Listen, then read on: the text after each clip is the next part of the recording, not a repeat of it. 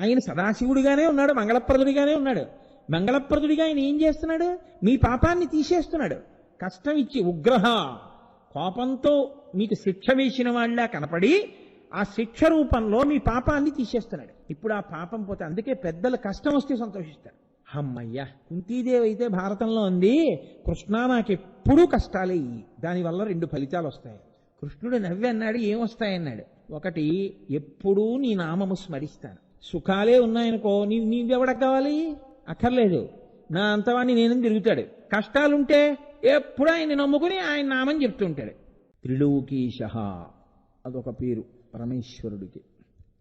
త్రిలోకీశ అంటే 3 లోకములకు ఈశ్వరుడు అని.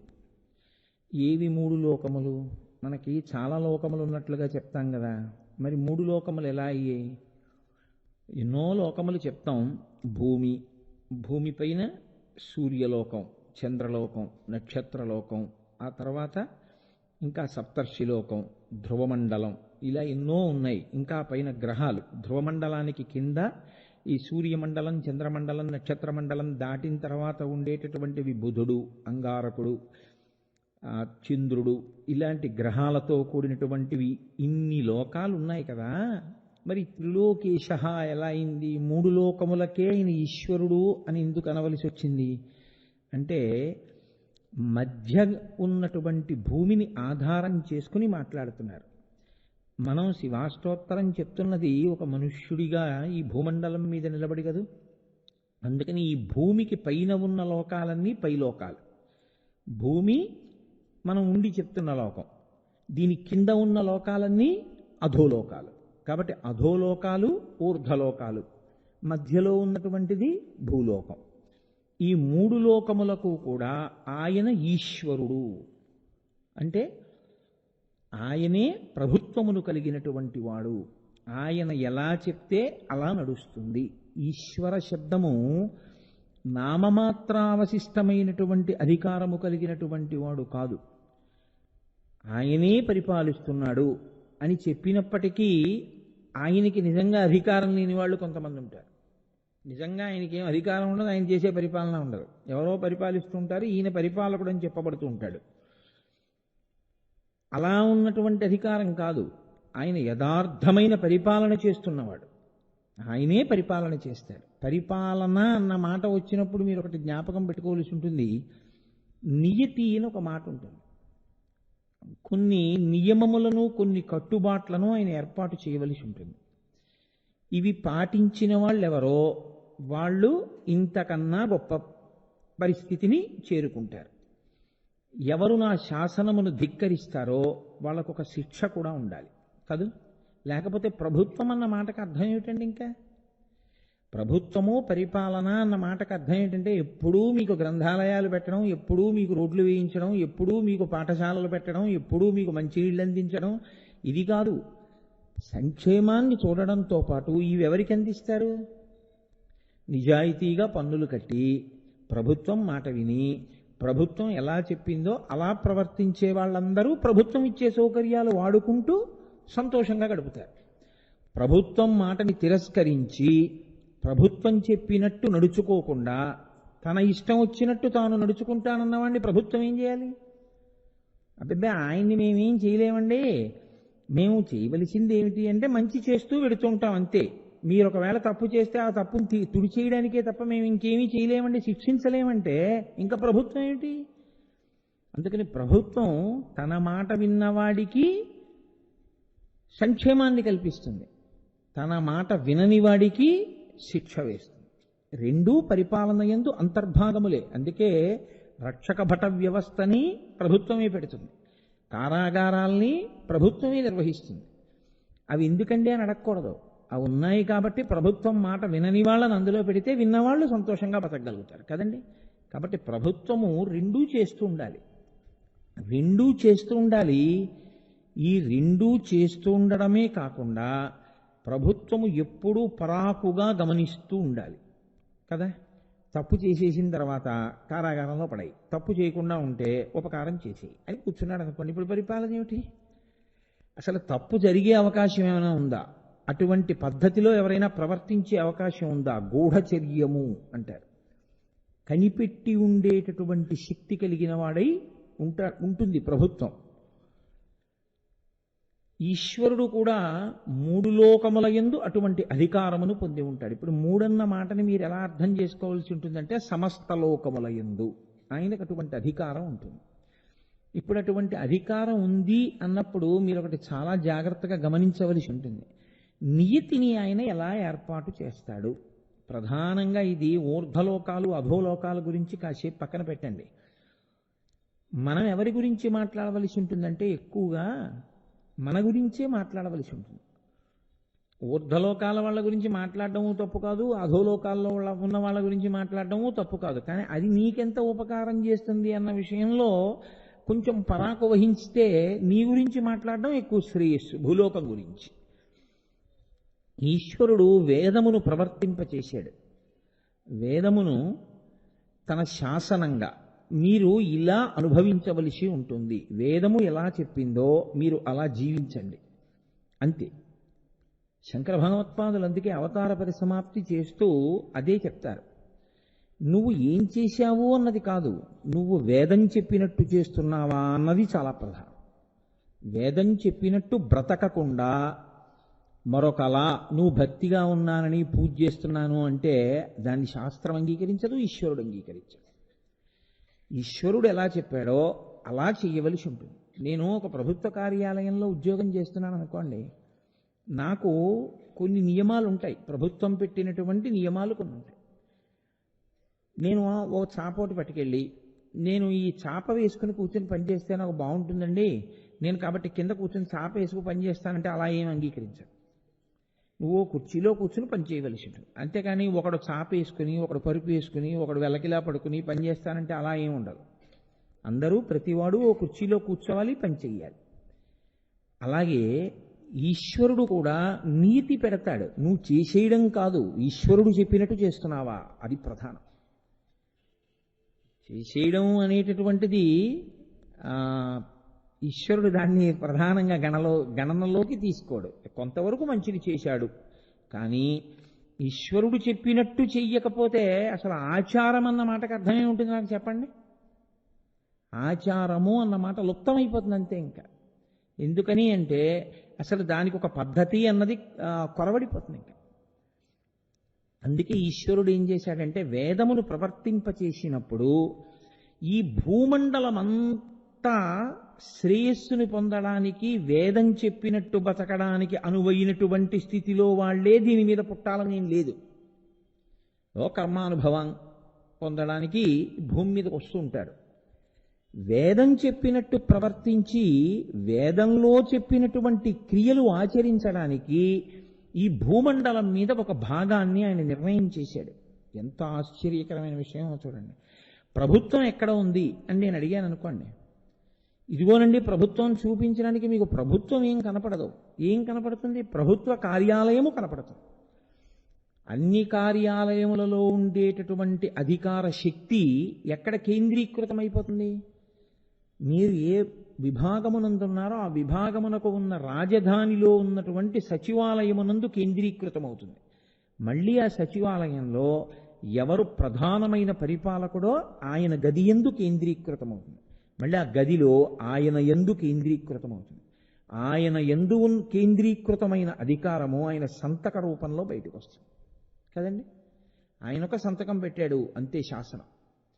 అలాగే వేదము ప్రవర్తించవలసిన స్థానాన్ని ఒకదాన్ని ఆయన నిర్ణయించాడు. వేద పరముగా వేదము ఎలా చెప్పిందో అలా క్రియాకలాపములు జరగవలసినటువంటి భూభాగము. దానికి ఆయన ఏం చేశాడంటే, నేను ఒక మృగాన్ని విడిచిపెడతాను, ఆ మృగం భూమండలం మీద ఎక్కడ తిరుగుతుందో అది మాత్రమే కర్మాచరణమునకు, వేదము ఎటువంటి కర్మలు చెప్పిందో ఆ కర్మలు చెయ్యడానికి ఆ భూమి మాత్రమే ఉపయుక్తము. ఆ భూమి కాకుండా ఇంకొక భూమి ఉపయుక్తము కాదు. అక్కడికి వెళ్ళి నువ్వు అసలు వైదిక కర్మ చేయకూడదు. నేను చెప్పట్లేదు, మీరు కావాలంటే వేదభాష్యాలు తీసి చూడండి. అప్పుడు మొట్టమొదట ఇంద్రుడు ఒక కృష్ణమృగం రూపంలో ఈ భూమండలం మీద తిరిగాడు. ఆయన తిరిగినప్పుడు ఒక సంకల్పంతో తిరగలేదు. వైదికమైన క్రియాకలాపము జరుగుటకు అనువైన భూమి ఏది, ఈశ్వరుడు నా యందు ప్రవేశించి నిర్ణయించుగాక. ఇప్పుడు ఆ కృష్ణ మృగం పరిగెత్తింది.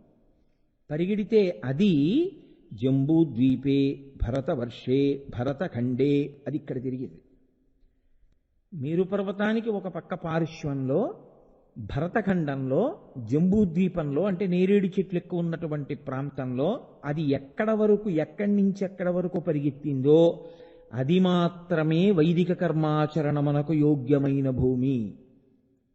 వినా ఇక్కడ యజ్ఞాన్ని ఇక్కడ యాగాన్ని పట్టుకెళ్ళి భరతఖండం కాని చోట చేస్తానండి, నిరుపయోగం. అసలు ఆ భూమి యోగ్యము కాదు.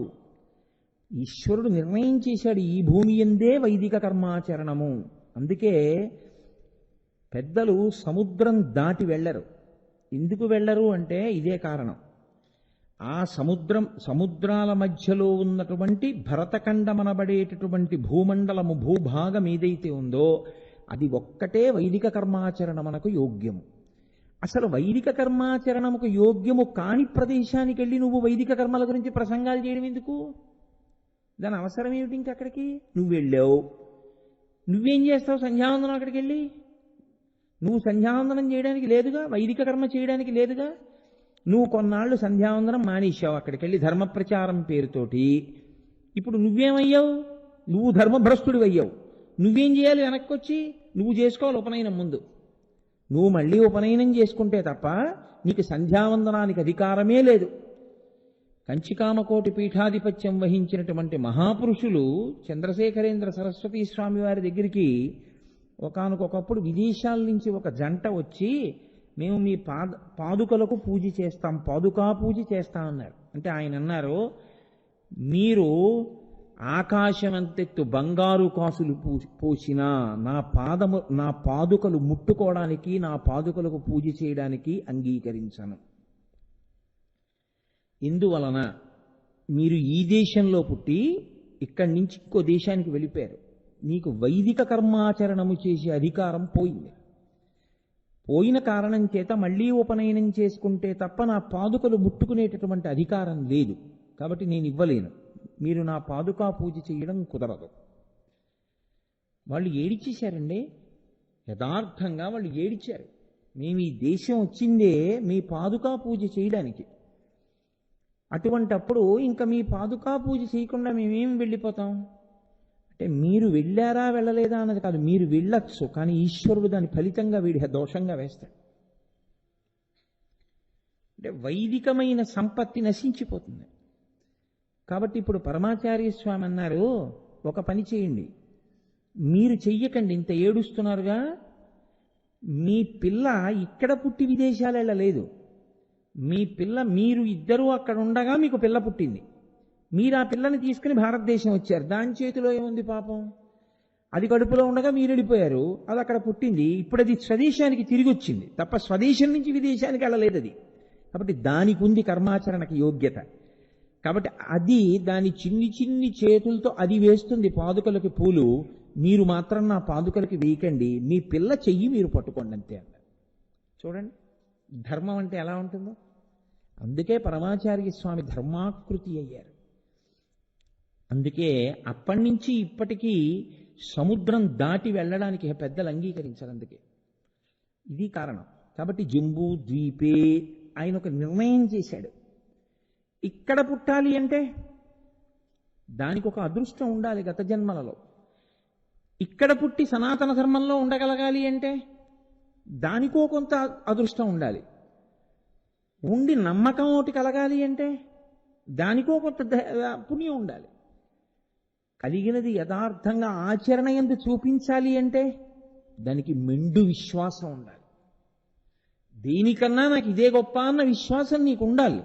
ఉంటే నువ్వు ఇక్కడ పుట్టి, ఇందులో పుట్టి ఇటువంటి ఆచరణ చేయగలుగుతున్నందుకు నీకింతకన్నా ఈశ్వరుడు ఇంకొక అవకాశం ఇవ్వక్కర్లేదు, చాలు, నా జన్మ పండిపోయింది అనుకుంటావు. ఇది పరిపాలన. ఆయన దీన్ని అడ్డు పెట్టి ఏం చెప్పాడో తెలుసా అండి? ఇలా ఈ మండలంలో పుట్టినటువంటి వాళ్ళకి నేను ఒక గొప్ప అవకాశాన్ని కల్పిస్తున్నాను. అది ఇక్కడ పుట్టడం అంటే మీ చేతిలో లేదు, ఈశ్వర కృప చేత పుడతారు. ఇప్పుడు ఇక్కడ చేసేటటువంటి పాపకర్మ వలన పుణ్యకర్మ వలన ఫలితమును అనుభవిస్తారు. పుణ్యకర్మాచరణం చేశాడా పైలోకాలకి వెడతాడు, పాపకర్మాచరణం చేశాడా కింది లోకాలకు వెళ్ళిపోతాడు. పాపము పుణ్యము రెండూ లేవు. మెల్లిగా వయసు పెరుగుతున్న కొద్దీ సమస్త భావములను ఈశ్వరుని యందు నిక్షేపించేశాడు. ఆయన వినా వేరొక మాట ఆయనకి లేదు ఆయన జీవితంలో. ఆయన ఎందే మిగిలిపోయాడు, ఆయన ఎందే చేరిపోయాడు. ఇప్పుడు ఆయనకి పునర్జన్మ లేదు.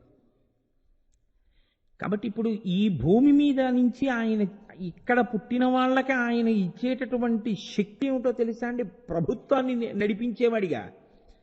మీరేం చేస్తూ ఉంటారు ఇక్కడ చూస్తుంటాడు. అంటే మీరు ఆలోచించండి, జీవయాత్రలో ఎన్ని కోట్ల కోట్ల కోట్ల కోట్ల జన్మల తర్వాత బహుశా మీరు ఇక్కడ ఇలా జన్మించే అవకాశం కలిగి ఉంటుంది. ఇటువంటి అవకాశం పొందడం ఒకెత్తు, పొందిన అవకాశం యొక్క గొప్పతనాన్ని తెలుసుకుని దాన్ని నిలబెట్టుకోగలిగినటువంటి సత్తా కలిగి ఉండడం ఒకెత్తు. ఈశ్వరుడు నోరిచ్చాడు, నువ్వు రామనామం చెప్పద్దు. ఈశ్వరుడు వైదిక కర్మాచరణం చేసే అధికారం ఇచ్చాడు, ఎలా చేయమన్నాడో అలా నువ్వు చెయ్యొద్దు. అలా నువ్వు చెయ్యగలిగితే ఆనాడు నువ్వు ఈశ్వరుడి కృపకి పాత్రుడవుతావు. అలా నువ్వు పాత్రుడు అవుతున్నావు అన్న విషయాన్ని లెక్క కట్టుకునేటప్పుడు నీకేం ఖాతా పుస్తకాలు తీసుకొచ్చి చూపించరు. ఇదిగోనండి అని రోజు పట్టుకొచ్చి నీకెవరు చూపించరు. మరి ఎవరు రాస్తుంటారు ఈ జీవుల ఖాతాలన్నీ? ఆయనే అంతర్యామిగా ఇక్కడే ఉండి సమస్తాన్ని ఆయన రాసుకుంటూ ఉంటాడు. సమస్తం ఆయనకి తెలుసు. నువ్వు మనసుతో ఏం చేస్తున్నావో, మనసుతో ఏం ఆలోచిస్తున్నావో ప్రతి విషయాన్ని ఆయన పసిగట్టగలడు. పసిగట్టి వ్రాసుకుంటాడు. అది ప్రభుత్వము, ఈశత్వము, అధికారము అన్న మాటకి అర్థం అక్కడ వస్తుంది. అందుకని ఆయన ఏమవుతాడంటే అనేకమైన పేర్లతో ఈ భూమండలం మీద వ్యవహరింపబడుతూ ఉంటాడు పరమశివుడు. అందుకే రుద్రం అష్టమానువాకం జీవం దానికి. నమ సోమాయ రుద్రాయ నమస్తామ్రాయ అరుణాయ నమ శంగాయ పశుపతయే నమ ఉగ్రాయ భీమాయ నమో అగ్రే వధాయ దూరే వధాయ నమో హంత్రే హనీయసే నమో వృక్షేభ్యో అంటూ ఉగ్రాయ భీమాయ అని రెండు పేర్లతో పిలుస్తున్నాయి. ఉగ్రంగా ఉన్నాడు అంటే మీకేమిటి దాని అర్థం? చాలా కోపంగా ఉన్నాడు అని, అంతే. మీరు అందులో ఏమీ దాన్ని పెద్ద సమర్థించేసే ప్రయత్నం ఏమీ చెయ్యక్కర్లేదు. వేదం అలా చెప్పింది. నమ ఉగ్రాయచ, ఆయన కోపంగా ఉన్నవాడే.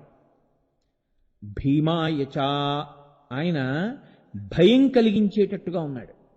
భీమాయచ అంటే నమ ఉగ్రాయచ భీమాయచ, ఆయన భయాన్ని కల్పిస్తూ ఉంటాడు. ఆయన ఎందుకు అలా ఉండడం? మరి అలా ఉండవలసిన అవసరం ఆయనకి ఏమిటి అంటే పాపం చేసిన వాళ్ళకి భయపెట్టడానికండి. నేనంటాను, మీతో ఒక మాట చెప్తాను. సదాశివ అని ఒక నామం ఉందా? సదాశివుడు అంటుంటాం. మీకు ఆ సదాశివ అన్న నామం ఈశ్వర సంబంధంగా ఇంకా ఏ పేర్లకి ముందు సదా విశేషణం వెయ్యరు. సదా బ్రహ్మ, సదా విష్ణువు అలా ఉండవు. మహాశివుడు ఉండడు, మహావిష్ణువు ఉంటారు. మహాదేవుడుగా శివుడు ఉంటాడు. అసలు ఆ చమత్కారం ఆ పిలవడంలో ఉంటుంది. మహాదేవుడుగా ఉన్న శివుడు పరమశివుడు. పరమ అంటే ఎప్పుడూ శాంతం, ఎప్పుడూ కళ్యాణం, ఎప్పుడూ మంగళం. ఇటువంటి ఆయన సదాశివుడే. సదా అంటే ఎల్లప్పుడూ. ఒకప్పుడు శివుడిగా ఉండి ఒకప్పుడు ఉగ్రమూర్తిగా, భీమమూర్తిగా ఉండేవాడు కాడాయన. ఆయన ఎప్పుడూ సదాశివుడే. మరప్పుడు ఉగ్ర అన్న నామం, భీమ అన్న నామం ఎలా వచ్చాయి? మరి ఉగ్ర అంటే కోపంగా ఉండడం అన్నాం కదండి. మరి సదాశివ అంటున్నాం పక్కన. మరి సదాశివుడికి కోపం ఎప్పుడు వచ్చింది? ఆయన మహాశాంతమూర్తి అండి.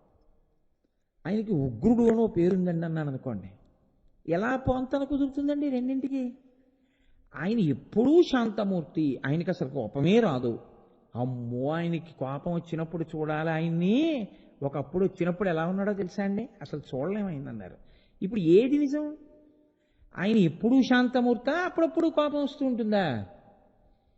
అప్పుడప్పుడు కోపం వచ్చి అప్పుడప్పుడు శాంతంగా ఉండడం, అప్పుడప్పుడు ఒక చోట ఉపద్రవం సృష్టించి ఒక చోట ప్రశాంతంగా ఉండడం ఉంటూ ఉంటుంది లోకంలో. ఎందుకనంటే ఈ భూమండలం మీదే ఒక చోట భూకంపం వస్తుంది, ఒక చోట వేలపట్టిన వర్షాలు పడి అందరూ పండగ చేసుకుని సంతోషంగా ఉంటారు, అది ఉంటుంది. అప్పుడు ఒక చోట ప్రకంపన వచ్చింది, ఒక చోట ప్రశాంతంగా ఉంది, తప్ప అంతటా ప్రశాంతంగా మాత్రం లేదు కదా.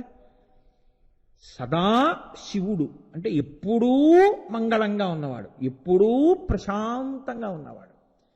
మరి ఎప్పుడూ మంగళంగా ఉన్నవాడు, ఎప్పుడూ ప్రశాంతంగా ఉన్నవాడు సదాశివుడు ఎప్పుడయ్యాడు?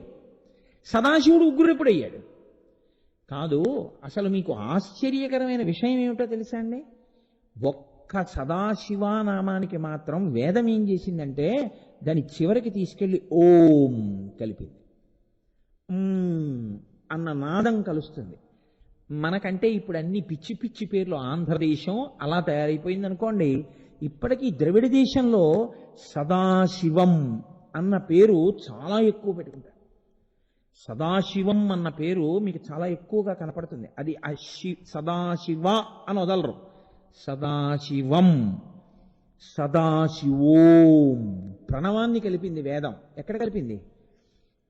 ఈశాన సర్వ విద్యానాం ఈశ్వర సర్వభూతానాం బ్రహ్మాధిపతిర్బ్రహ్మణోధిపతిర్బ్రహ్మ శివో మే అస్తు సదాశివోం. అస్తు సదాశివ అని వదిలిపెట్టలేదు, అస్తు సదాశివోం, సదాశివ ఓం. ఏమిటది? అలా ఎందుకు సదాశివ దగ్గరే ఎందుకు అనాలి? ఓం నిర్గుణ స్వరూపం, అకార ఉకార మకారముల చేత నిర్గుణ నిరంజన నిత్య శుద్ధ బుద్ధ సచ్చిదానంద పరబ్రహ్మశక్తి ఆవిష్కరణని సూచించేటటువంటి స్థితి ఓంకారము చూపిస్తుంది, ప్రణవం. అందుకే చిన్నపిల్లల్ని ప్రణవం ఎక్కువ పలికించకండి అని చెప్తారు పెద్దవాళ్ళు. ఎందుకని అంటే మళ్ళీ దాని వ్యవహారం వేరనుకోండి, ఇప్పుడు దాంట్లోకి ఎందుకు. కానీ ఆ ఓంకారం అది నిర్గుణ స్వరూపం. నిర్గుణ స్వరూపమైనటువంటి ఓంకారము తర్జుమా అయిపోతే మూర్తిగా వస్తుంటుంది ఒక్కొక్కసారి. అందుకే రామచంద్రమూర్తికి రామ సీతారామ లక్ష్మణ హనుమలే ఉంటారు. అకార ఉకార మకార నాదము నలుగురు అకార ఉకార మకార అన్న నాదము కలిస్తే ఆ ఓం సీతారామ లక్ష్మణ హనుమలుగా చిత్రపటం ఉంటుంది. ఇక భరత శత్రుఘ్నులు వాళ్ళు ఇంక ఉండాలని ఏం లేదు, ఇంకా వాళ్ళ నలుగురితోటే ఉంటుంది పట్టాభిషేకం. అలా సదాశివ ఎప్పుడూ ప్రశాంతంగా ఉండేవాడు ఓం నిర్గుణుడు. నిర్గుణుడు శాంతమూర్తి అంటే మళ్ళీ గుణం రాలా? ఎలా కుదురుతుంది? అందుకే అసలు ఈ తలకాయ ఎక్కడుంది మాకు చెప్పండి అని అడిగారు. ఎవ్వరికీ లేని రీతిలో పైకి ఉందన్నారు. అందుకే సద్యోజాత ముఖం పశ్చిమాన్ని చూస్తుంది, అఘోర ముఖం దక్షిణాన్ని చూస్తుంది, తత్పురుష ముఖం తూర్పుని చూస్తుంది, వామదేవ ముఖం ఉత్తరాన్ని చూస్తుంది, ఈశాన ముఖం పైకి ఉంటుంది. ఈ పైకి ఉన్న ముఖం ఏం చేస్తుంటుందంటే అనుగ్రహాన్ని ఇస్తుంది. అనుగ్రహము అంటే మాయని తీసివేయుట, మాయ అన్న పొరని చిదిపేస్తుంది. చిదిపేస్తే యథార్థ స్వరూప భాష కలుగుతుంది. అందుకే మన వాళ్ళు మాయని అవనిక అంటారు. అవనిక అంటే తెర.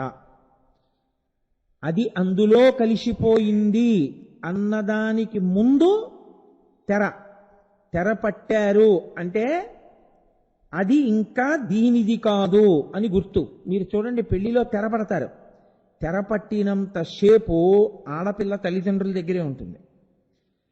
కన్యాదానం చేసేసి తెర దింపేశారు, పెళ్లి కొడుకు పెళ్లి కూతురు ఒక పీట మీదకి వచ్చేస్తారు. ఇంకా క్షణం నుంచి ఆయన ఆవిడిది, వాళ్ళిద్దరు ఒక పీట మీదకి వస్తారు. తల్లిదండ్రులు ఏమవుతారు? కాసేపు పక్కన కూర్చొని చేయించి వాళ్ళు లేచిపోతారు. ఇంకా వాళ్ళిద్దరూ బ్రహ్మముడి వేసుకుని వాళ్ళే హోమం అవి మొదలు పెట్టేస్తారు. అంటే అప్పటి వరకు ఇద్దరేమో, ఇక ఆ తర్వాత వాళ్ళిద్దరు కారు ఒకరే. కాబట్టి ఎప్పుడూ వాళ్ళ మధ్యలోకి వెళ్ళవద్దు. తెరపట్టి తెరదించేస్తూ ఉంటారు ఒకటైపోయేటటువంటి స్థితిలో. అది ఆ మాయా అన్న అవనికని ఆయన ఎత్తాడనుకోండి, తిరోధానమూర్తి అంటారు. ఆ మాయని తీసేస్తాడు. అనుగ్రహమూర్తి. అనుగ్రహమూర్తి అయితే సదాశివోం నిర్గుణ నిరంజనమైనటువంటి పరబ్రహ్మమునందు ఐక్యం చేసేస్తాడు. అలా కలపగలిగినటువంటి స్థితి మోక్షప్రదాత. అప్పుడు మోక్షం ఇచ్చాడు అని గుర్తు. అది ఊర్ధ్వముఖమై ఉంటుంది. ఇప్పుడు ఆ ముఖానికి సదాశివుడు అని పేరు. అందుకని సదాశివోం. ఆయన ఎవరు? ఈశాన సర్వ విద్యానాం ఈశ్వర సర్వభూతానాం. ఆయన ఒకరికి ఇద్దరికి కొంతమందికి కాదు. ఈశ్వర సర్వభూతానాం, సమస్త భూతములకు అంటే సమస్త ప్రాణులకు ఆయనే ప్రభువు. సర్వ విద్యానాం, ఈ లోకంలో ఎన్ని విద్యలు ఉన్నాయని నువ్వు అనుకుంటున్నావో అన్ని విద్యలకు ఆయనే అధిపతి. సమస్త శబ్దములకు ఆయన ఢమరుకే కారణం. సమస్త నృత్యములకు, సమస్త నాట్యములకు ఆయనే కారణం. అన్ని ధ్వనులకు ఆయనే కారణం. అన్ని శబ్దములకు ఆయనే కారణం. ధ్వని అంటే అర్థం లేనిది, శబ్దము అంటే అర్థం ఉన్నది. కాబట్టి ఇన్ని ఎక్కడి నుంచి వచ్చాయి? ఆయనలోంచే వచ్చాయి.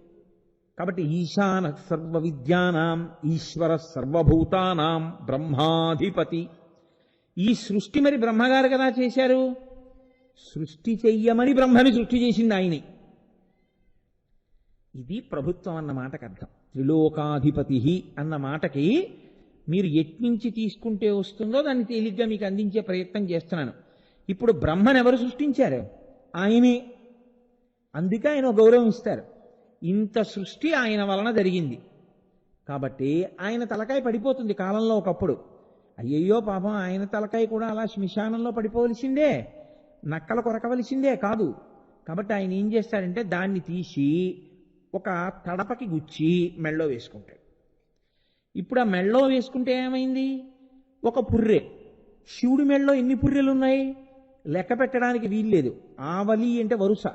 బ్రహ్మమస్తకావలిని బద్ధతే నమ శివాయ అని స్తోత్రం చేస్తారు శంకర భగవత్పాదులు. బ్రహ్మల తలలు పుర్రెలు ఎన్నో మాలలు ఆయన తలలో ఉన్నాయి, ఆయన మెడలో ఉన్నాయి. అంటే ఎంతమంది బ్రహ్మలో వచ్చారు, ఎంతమంది బ్రహ్మలో వెళ్ళిపోయారు. ఆయన మాత్రం అలాగే ఉన్నాడు. ఆయన శాశ్వతుడు, నిరంజనుడు, నిత్యుడు. ఆయన సృష్టి చేయిస్తూ ఉంటాడు, నిలబెడతాడు, లయం చేసుకుంటాడు. ఇది ఎలా ఉంటుందో తెలుసా అండి? ఈ సృష్టి స్థితి లయ అన్నది చెప్పినప్పుడు నేను మీతో ఒక మాట చెప్తే మీరు చాలా తొందరగా బాగా పట్టుకోగలుగుతారు. తాను కదలక కదిలేదాన్ని పుట్టించి కదులుతున్న దాన్ని తనలో కలుపుకుంటాడు. ఇన్ని చేస్తున్నవాడు కదలకుండా ఉంటాడు. అదే క్షితిమూర్తయే నమః, ఓం శర్వాయ క్షితిమూర్తయే నమః. అందుకే మీకు శివారాధన యందు ఒక గొప్పతనం ఉంది. ఏమిటో తెలుసా అండి? మీరు శివపూజ అంతా చేసేయాలి. మీకు సమయం లేదేదో అంటే ప్రతిరోజు అలా చేయమని కాదు నా ఉద్దేశ్యం. కానీ సమయం లేకపోతే ఏం చేసేయాలో తెలుసా? ఓం భవాయ దేవాయ నమః, ఓం శర్వాయ దేవాయ నమః, ఓం ఈశానాయ దేవాయ నమః, ఓం పశుపతయే దేవాయ నమః, ఓం రుద్రాయ దేవాయ నమః, ఓం ఉగ్రాయ దేవాయ నమః, ఓం భీమాయ దేవాయ నమః, ఓం మహతే దేవాయ నమః. అయిపోయిందంతే. మరి అమ్మవారికండి మీకు కొత్తగా నామాలు అక్కర్లేదు. ఓం భవస్య దేవస్య పత్నై నమః, సర్వస్య దేవస్య పత్నై నమః, ఈశానస్య దేవస్య పత్నై నమః, పశుపతే దేవస్య పత్నై నమః.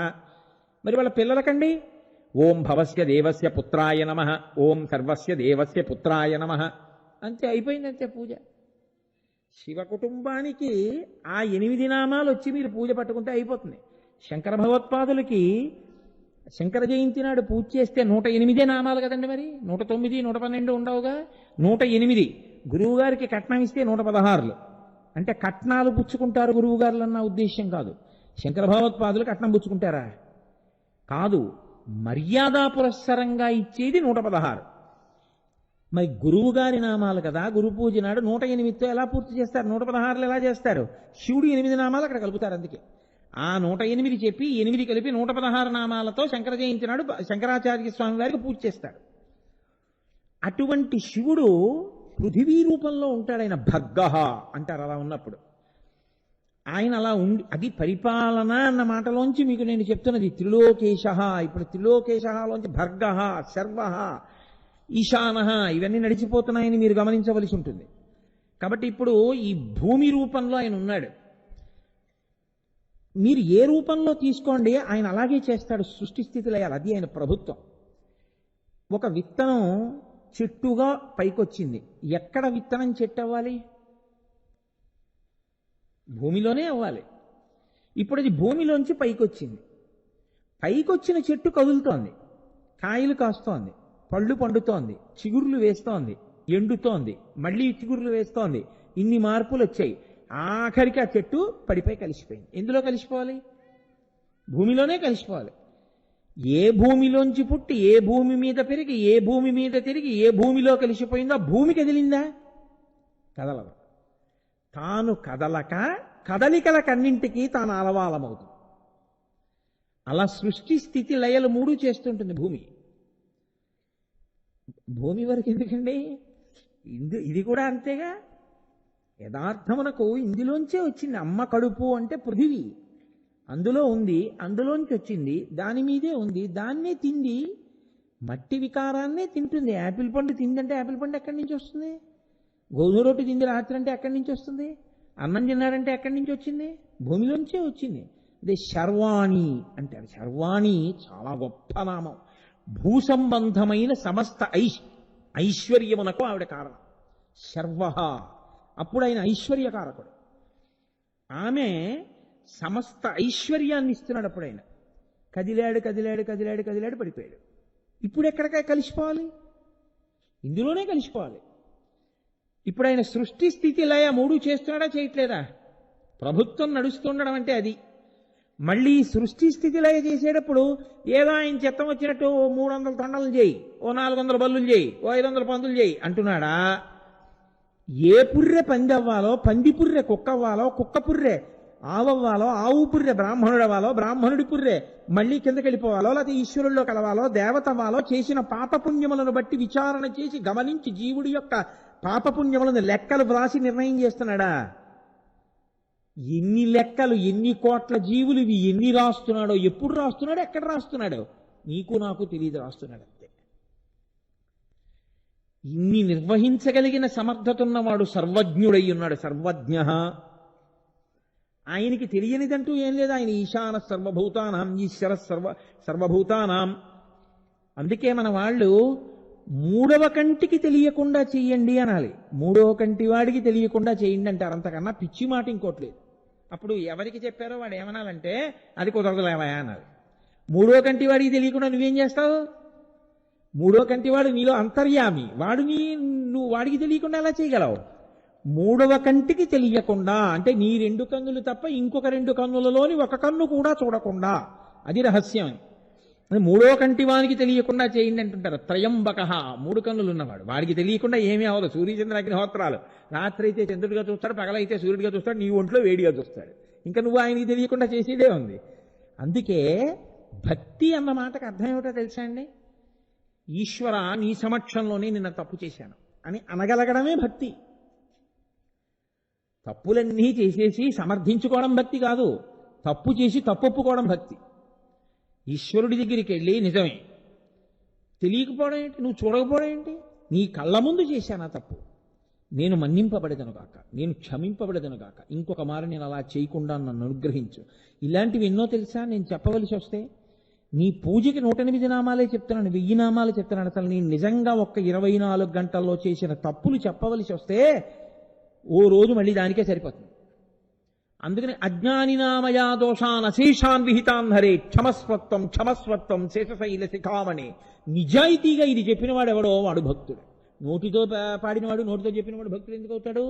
తత్వం తెలుసుకు చెప్పినవాడు భక్తుడు అవుతాడు. కాబట్టి ఆయన ప్రభుత్వాన్ని నడిపిస్తుంటాడు. ఈ ప్రభుత్వాన్ని నడిపించడంలో ఆయన గమ్మత్తు ఎక్కడుంటుందో తెలుసా అండి? ఈ భూమికి మోయగలిగిన శక్తిగా ఆయన ఆవహించి ఉంటాడు. ఏది మోస్తోందండి సమస్తాన్ని? భూమే మోస్తోంది. ప్రతి దానికి ఒక పరిమితి ఉంటుంది. ఇంతకన్నా మొయ్యలేదు. క్యారీయింగ్ కెపాసిటీ అంటాం. ఓ lift carrying capacity, car carrying capacity. భూమికి మీరు నేను ఏమీ చెప్పలేం దాని క్యారీయింగ్ కెపాసిటీ. కానీ భూమి అంటుంది నేను మొయ్యలేకపోతున్నాను అంటుంది. అప్పుడు ఈశ్వరుడు అంటాడు, ఏమి ఎందుకు మొయ్యలేకపోతున్నావు అంటాడు. పాపభారము పెరిగిపోయింది అంటుంది ఆవిడ. ఆవిడ ఏది మొయ్యలేదో తెలుసా అండి? అంటే ఈశ్వర శక్తి దేన్ని ఒప్పుకుంటుందంటే, ఈశ్వరుడు చెప్పినట్టు ప్రవర్తించి బతుకుతున్న వాళ్ళు ఎన్ని కోట్ల మంది ఉన్నా ఈశ్వరుడికి బరువు కాదు. బరువు ఎప్పుడు అంటే ఆయన చెప్పిన మాట కాదని బతికి నా అంతవాణ్ణి నేనని విర్రవీగినప్పుడు అది ఆయనకి బరువు. మీరు చూడండి, ఇంట్లో కూడా ఏమంటాం, కడుపున పుట్టినవాడే బరువు అయిపోయాడండి. ఎందుకు బరువు అయిపోయాడు వాడు? అంటే వాడు చెప్పిన మాట వినడు, బరువు అయిపోయాడు.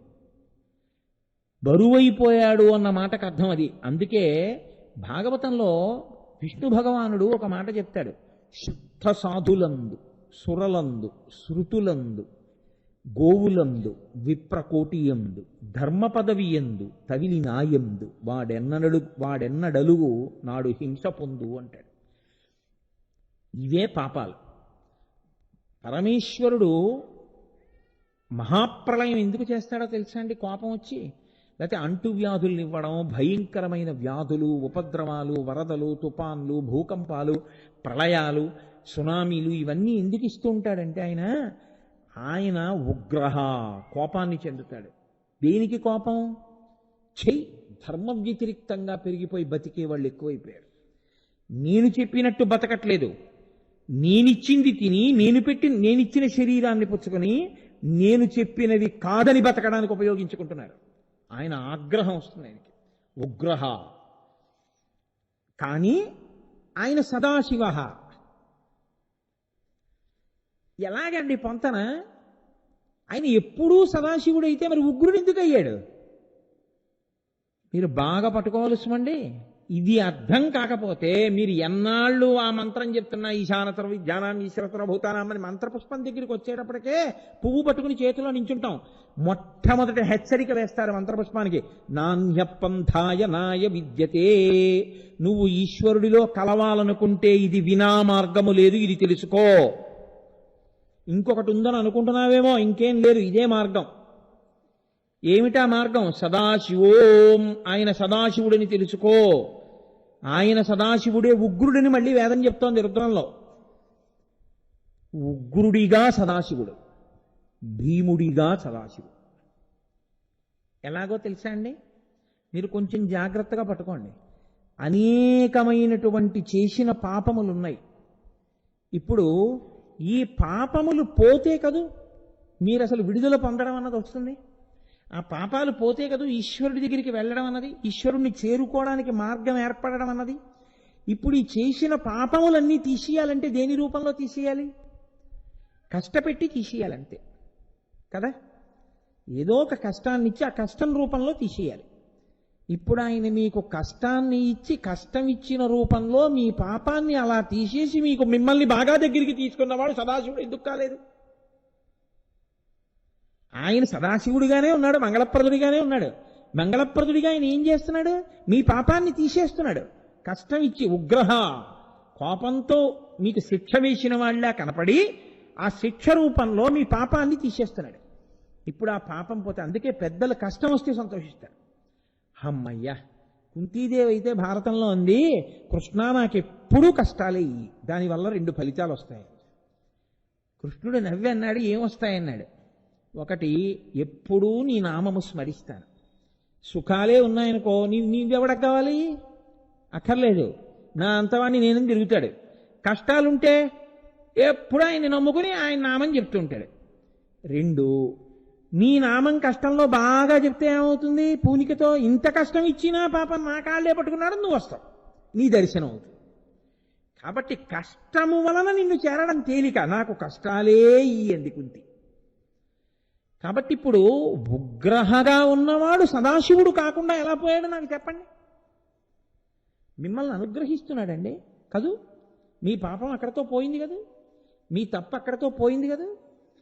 కన్న తండ్రి కడుపులో పెట్టుకున్నట్టు పెట్టుకుంటాడు తెలుసా అండి. మీ అబ్బాయే చిన్నతనంలో చాలా పెద్ద తప్పు ఒకటి చేశాడు. అతను చెయ్యరాని తప్పే చేశాడు. ఏదో పిల్లాడు కదా, తెలుసున్న వాళ్ళ పిల్లాడు కదా అని చెప్పి నాన్నగారు ఏదో ఆ బ్యాంకుకి వెళ్ళారు. నాన్నగారు వెళ్ళారు, అందరూ తెలుసున్న వాళ్ళు కనపడి ఏమంటే వచ్చారా అని మాట్లాడుతున్నారు. ఈ పిల్లాడిని ఎవరో బాబు నువ్వు బలానా వాళ్ళ అబ్బాయివా అన్నారు. వీడు అలా బ్యాంకు లోపలికి వెళ్ళి మాట్లాడుతూ ఎవరో పాపం ఆ క్యాషియర్లు వాళ్ళు బలానా వాళ్ళ అబ్బాయి కదా అని ముద్దు చేసి పలకరించారు. వీడు వెళ్ళి అక్కడ ఉన్నటువంటి డబ్బుల్లో ఓ 400-500 రూపాయల కాగితాలు మడత పెట్టేసి జేబులో పెట్టేసుకున్నాడు. ఆ తండ్రి గారు బయట నుంచి ఉన్నాడు. ఈ పిల్లాడు నిశ్శబ్దంగా బయటికి వచ్చేసాడు. మాట్లాడుకుంటున్నారు. ఒక అరగంట అయింది. నాన్నగారు వెళ్ళిపోదాం అంటున్నాడు వీడు. ఆ కౌంటర్లో ఉన్నాయన 400-500 కాగితాలు పోయాయి. పిల్లాడు వచ్చి వెళ్ళాడు. కానీ ఆయన కొడుకు మనం ఏమైనా అంటే బాగుంటుందా అని మెల్లిగా ఇంకోళ్ళకి చెప్పి, అయ్యా మీరు ఏమనుకోకండి అని ఆ పిల్లాడిని, బాబు నీకు ఇలా చాక్లెట్లు కొంటాను రా, వచ్చేస్తాను రా అని ఇలా తీసుకెళ్ళి జేబులు వెతికితే వాడి జేబులో 400-500 కాగితాలు దొరికాయి. కొంచెం చనువున్నాయని వచ్చి, ఏమండో వీడు మీ పరువు నిలబెట్టేవాళ్ళ లేడు, ఇలా బ్యాంకులోకి వెళ్ళి 500 కాగితాలు 4 తీసేశాడు. ఇదే ఇంకొకళ్ళు అయితే ఎంత దారుణంగా ఉంటుంది పరిస్థితి. పోలీస్ కంప్లైంట్ ఇస్తే వీడిని సెల్కి పంపించాలి. మీ అబ్బాయి చిన్నవాడు ఏదో తెలిసి తెలియక చేశాడని వదిలిపెట్టేస్తున్నాం, కానీ కొంచెం బుద్ధి చెప్పండి సుమా అన్నారు. ఆ తండ్రికి ఎంత తల తీసినట్టుంటుంది. ఆ తండ్రి ఇంటికి వెళ్ళి పిల్లాన్ని సావగొడతాడు. చాలా పరాకుగా ఉంటాడు. ఆ పిల్లవాడు చాలా బుద్ధిమంతుడు, యోగ్యుడు అయిపోయాడు. ఆ పిల్లవాడికే తండ్రి డబ్బు ఇచ్చి, ఒరే ఈ డబ్బు పట్టుకెళ్ళి బ్యాంకులో కట్టేసి రారా అంటాడు. వాడు వెళ్ళి బ్యాంకులో డబ్బు కట్టేసి వచ్చేస్తున్నాడు. ఇప్పుడు ఆ పిల్లవాడు చాలా నిజాయితీపరుడుగా, చాలా మంచివాడిగా తయారయ్యాడు. తండ్రి ఈ విషయాన్ని పెళ్లి చూపుల్లో చెప్తాడా ఆడపిల్లి వారికి? మా అబ్బాయి అండి చిన్నతనంలో బ్యాంకులో 504 తీశాడని చెప్తాడా? చెప్పడం, ఎప్పుడూ చెప్పడం. గతంగత అయిపోయింది. వాడు ఇప్పుడు చాలా బాగుపడ్డా లేదా? అంతే. ఇది సదాశివోం. కొట్టిన నాన్నగారు ఉగ్రహ సదాశివ. ఎందుకు కొట్టాడంటే మళ్ళీ అలా చేయకుండా కొట్టాడు. మళ్ళీ చెయ్యకుండా ఉంచడం కోసమని కొట్టిన నాన్నగారిలో ఉన్నటువంటి ప్రేమయే సదాశివుడు. ఆ కొట్టడం కూడా ప్రేమతో కొట్టింది. ఆయనకి సదాశివత్వం ఎప్పుడు పోయింది అనుకుంటున్నావు? ఉగ్రుడిగా ఉంటే ఎప్పుడూ పోలేదు. అందుకే వేదం అంది సదాశివోం. నీకు సందేహం లేదా ఆయన సదాశివుడే. ఉగ్రుడు ఎందుకు అయ్యాడు? నీ వల్ల అయ్యాడు, లేకపోతే ఆయన అవడవు. మరి ఏమండి భక్తుడి విషయంలో ఏమవుతాడు? మోక్షం అన్నది ఎప్పుడో కదండి ఇస్తారు, ఏదో ఆఖరిని ఇంకా మోక్షం. మరి దానికి ముందు ఉగ్రహ కింద ఆయన ఏమిటి? మరి భక్తుడికి ఏమిటి ఉగ్రహ? భక్తుడికి వచ్చే ఉపద్రవాలకి ఉగ్రహ. భక్తుణ్ణి ఆయన్ని నమ్ముకుని ఉన్నాడండి. ఆయన పాపమునకు ఫలితము ఇవ్వడం కోసమని చెప్పేసి ఆయనకి ఒక గొప్ప అంటువ్యాధి రావాలి అని పట్టబోతోంది అనుకోండి, హోం అంటాడు ఆయన. నన్ను నమ్మి ఉన్నాడు, ఆయన జోలికా పెడతావు, 4 తుమ్ములతో విడిచిపెట్టేయంతే. 4 తుమ్ములు తుమ్ముతాడు, వదిలేస్తాడంతే. ఇప్పుడు ఆయన భక్తుడి విషయంలో భక్తుడికి వచ్చేటటువంటి రోగములకు బాధలకు మీద కోపిస్తేవాడు. ఇది పరిపాలన అంటే. మన కోపం అంటే పనికిమాలిన కోపం ఒకటే మనకి తెలుసు. ఆయన ఆ ఉగ్రహ అని నిలబడితే ఏకకాలమునందు సదాశివోం, కోపము లేనివాడు, కోపమున్నవాడు. అందుకే కదా మహిమ్నాస్తోత్రంలో పుష్పదంతుడు నమో నిధిష్టాయ ప్రియదవదవిష్టాయ నమో నమ క్షోధిష్టాయ స్మరహర మహిష్టాయ నమో నమో వర్షిష్టాయ త్రినయన అవిష్టాయ నమో నమ సర్వస్మైతే నిగమితి సర్వాయ నమ.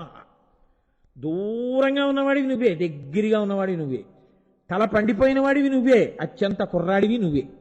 ఎక్కడ ద్వంద్వములున్నాయో అక్కడ ఈశ్వరుడు ఉంటాడు. ఎక్కడ ఊహకందని స్థితి ఉందో అక్కడ ఈశ్వరుడు ఉంటాడు. మీకు దాన్ని పట్టుకోవడం చేతనైందనుకోండి, అది మీ నడవడి మీద ప్రభావాన్ని చూపిస్తుంది. అప్పుడు ఏమవుతుందో తెలుసా అండి? పరిశీలన యందు మీకు ఒక గొప్ప సత్యం ద్యోతకమవుతుంది. నేను మీకు ఒకటి చెప్తాను చూడండి. నేను చూస్తూ ఉంటాను, వెంకటాచలంలో కొండ మీద ఆస్థాన మంటపము అని ఒకటి ఉంది. ఆ ఆస్థాన మంటపంలో హరికథ అవి చెప్తుంటారు. నేను ఎప్పుడూ 100 మందిని మించి చూడలేదు, అది నా ప్రారంభం అయి ఉండొచ్చు. ఆ 100 మందిలో 80 మంది ఎందుకు వస్తారో తెలుసా అండి అక్కడికి? పోనీ నా అనుభవం కాదంటే నాతో ఎంతో మంది వచ్చారు, వాళ్ళని అడగండి ఎందుకు వస్తారో తెలుసా అండి? పాపం కాటేజీలు అవి లేక బయట ఎక్కడో కూర్చుని పడుకుని ఉన్నవాళ్ళు కాసేపు 4 గోడలు ఫ్యాను హాయిగా ప్రశాంతంగా కాళ్ళు జాపుకుని కూర్చుంటే ఏదో హరికథ ఏదో వినపడుతుంటుంది, చల్లగా ఉంది, ఈశ్వరుడు ఇచ్చినటువంటి ఆవాసమని కాళ్ళు. కొంతమంది అక్కడే గోడలకి శుభ్రంగా నిద్రపోతుంటారు కూడా. అలా హాయిగా కాళ్ళు చాపుకు పడుకోవడానికి కూర్చోవడానికి నించోవడానికి కూర్చుంటారు. కానీ వాళ్ళ ఉద్దేశ్యం అది కాదు. సభామంటపం అక్కడికి వచ్చి కూర్చుని అందరూ ఆ కార్యక్రమాన్ని విని అవతరించి సంతోషించి వెళ్ళాలి అని. కానీ ఇలా వాడుకున్నా వచ్చి లేపేయలేరు కదా, దాన్ని అలా వాడేసుకుంటుంటారు అంతే. ఒక్కొక్కసారి అలా ఈశ్వర తత్వంలో ఉన్న గొప్పతనం ఏమిటో తెలుసా అండి? అమ్మయ్యా సుఖంగా ఉంది ఇక్కడ, హాయిగా ఉంది అనుకున్నాడు అనుకోండి, వాడు ఎందుకు లేచి వెళ్ళిపోతాడండి? వాడు లేచి వెళ్ళిపోతే మళ్ళీ బయట ఎక్కడ రోడ్డు మీద కూర్చోవాలి. బాగుంది కదా, వాడికి కార్యక్రమంతో పని ఉంది, ఇంకా కూర్చుంటాడు. కూర్చుని హాయిగా గోడకి జాగ్రత్త నిద్రపోతుంటాడు. 8:30, 9 అయిపోతుంది, కార్యక్రమాలన్నీ అయిపోయి హారతి కూడా ఇచ్చేసారు, వీడు ఒకడే ఉన్నాడు. అప్పుడు ఏం చేస్తారు? తలుపులు వేసే ముందు రే నాయన లే బయటికి వెళ్ళి ఇంకా అయిపోయే కార్యక్రమాలను పడుకున్నావు సార్లే వెళ్ళంటారు. అప్పుడు వీడు బయటికి వెళ్ళిపోతాడు. మీరు జాగ్రత్తగా ఆలోచించండి, ఈశ్వరుడు అన్ని సుఖములే ఇచ్చాడు అనుకోండి, చాలా బాగుంది. అసలు మనం ఏమైనా పాపం చేస్తే, మనం ఏమైనా తప్పు చేస్తే మనకి శిక్షోటు ఉంటుందని అసలు ఎప్పుడు తెలిసి వస్తుంది నాకు చెప్పండి? ఈశ్వరుడు కరుణామయుడు, దయాళువు, ఎవరినీ ఏమీ చేయడు, బాధ పెట్టడు. మీ పాపాలన్నీ ఆయన పుచ్చేసుకుంటాడు. అందుకని మీకేం బెంగలేదు, మీరు ఏ పాపమైనా చేసేసేయండి. ఈశ్వరుడు మిమ్మల్ని రక్షించడం తప్ప ఆయన మిమ్మల్ని ఏ శిక్ష వెయ్యడు అని నేను మీకు చెప్పాను అనుకోండి, ప్రబోధం. అది మీకేమైనా పనికొస్తుందా? మీ ప్రవర్తన మీద నాకు చెప్పండి. మీ మార్పుకి అది కారణం ఏమైనా అవుతుందా? ఒక్కనాటికి అవ్వదు. ఇంకెందుకండి, వాడు ఏ తప్పు చేసినా వాళ్ళ నాన్నగారు చూసుకుంటారులే అన్నట్టుంటుంది.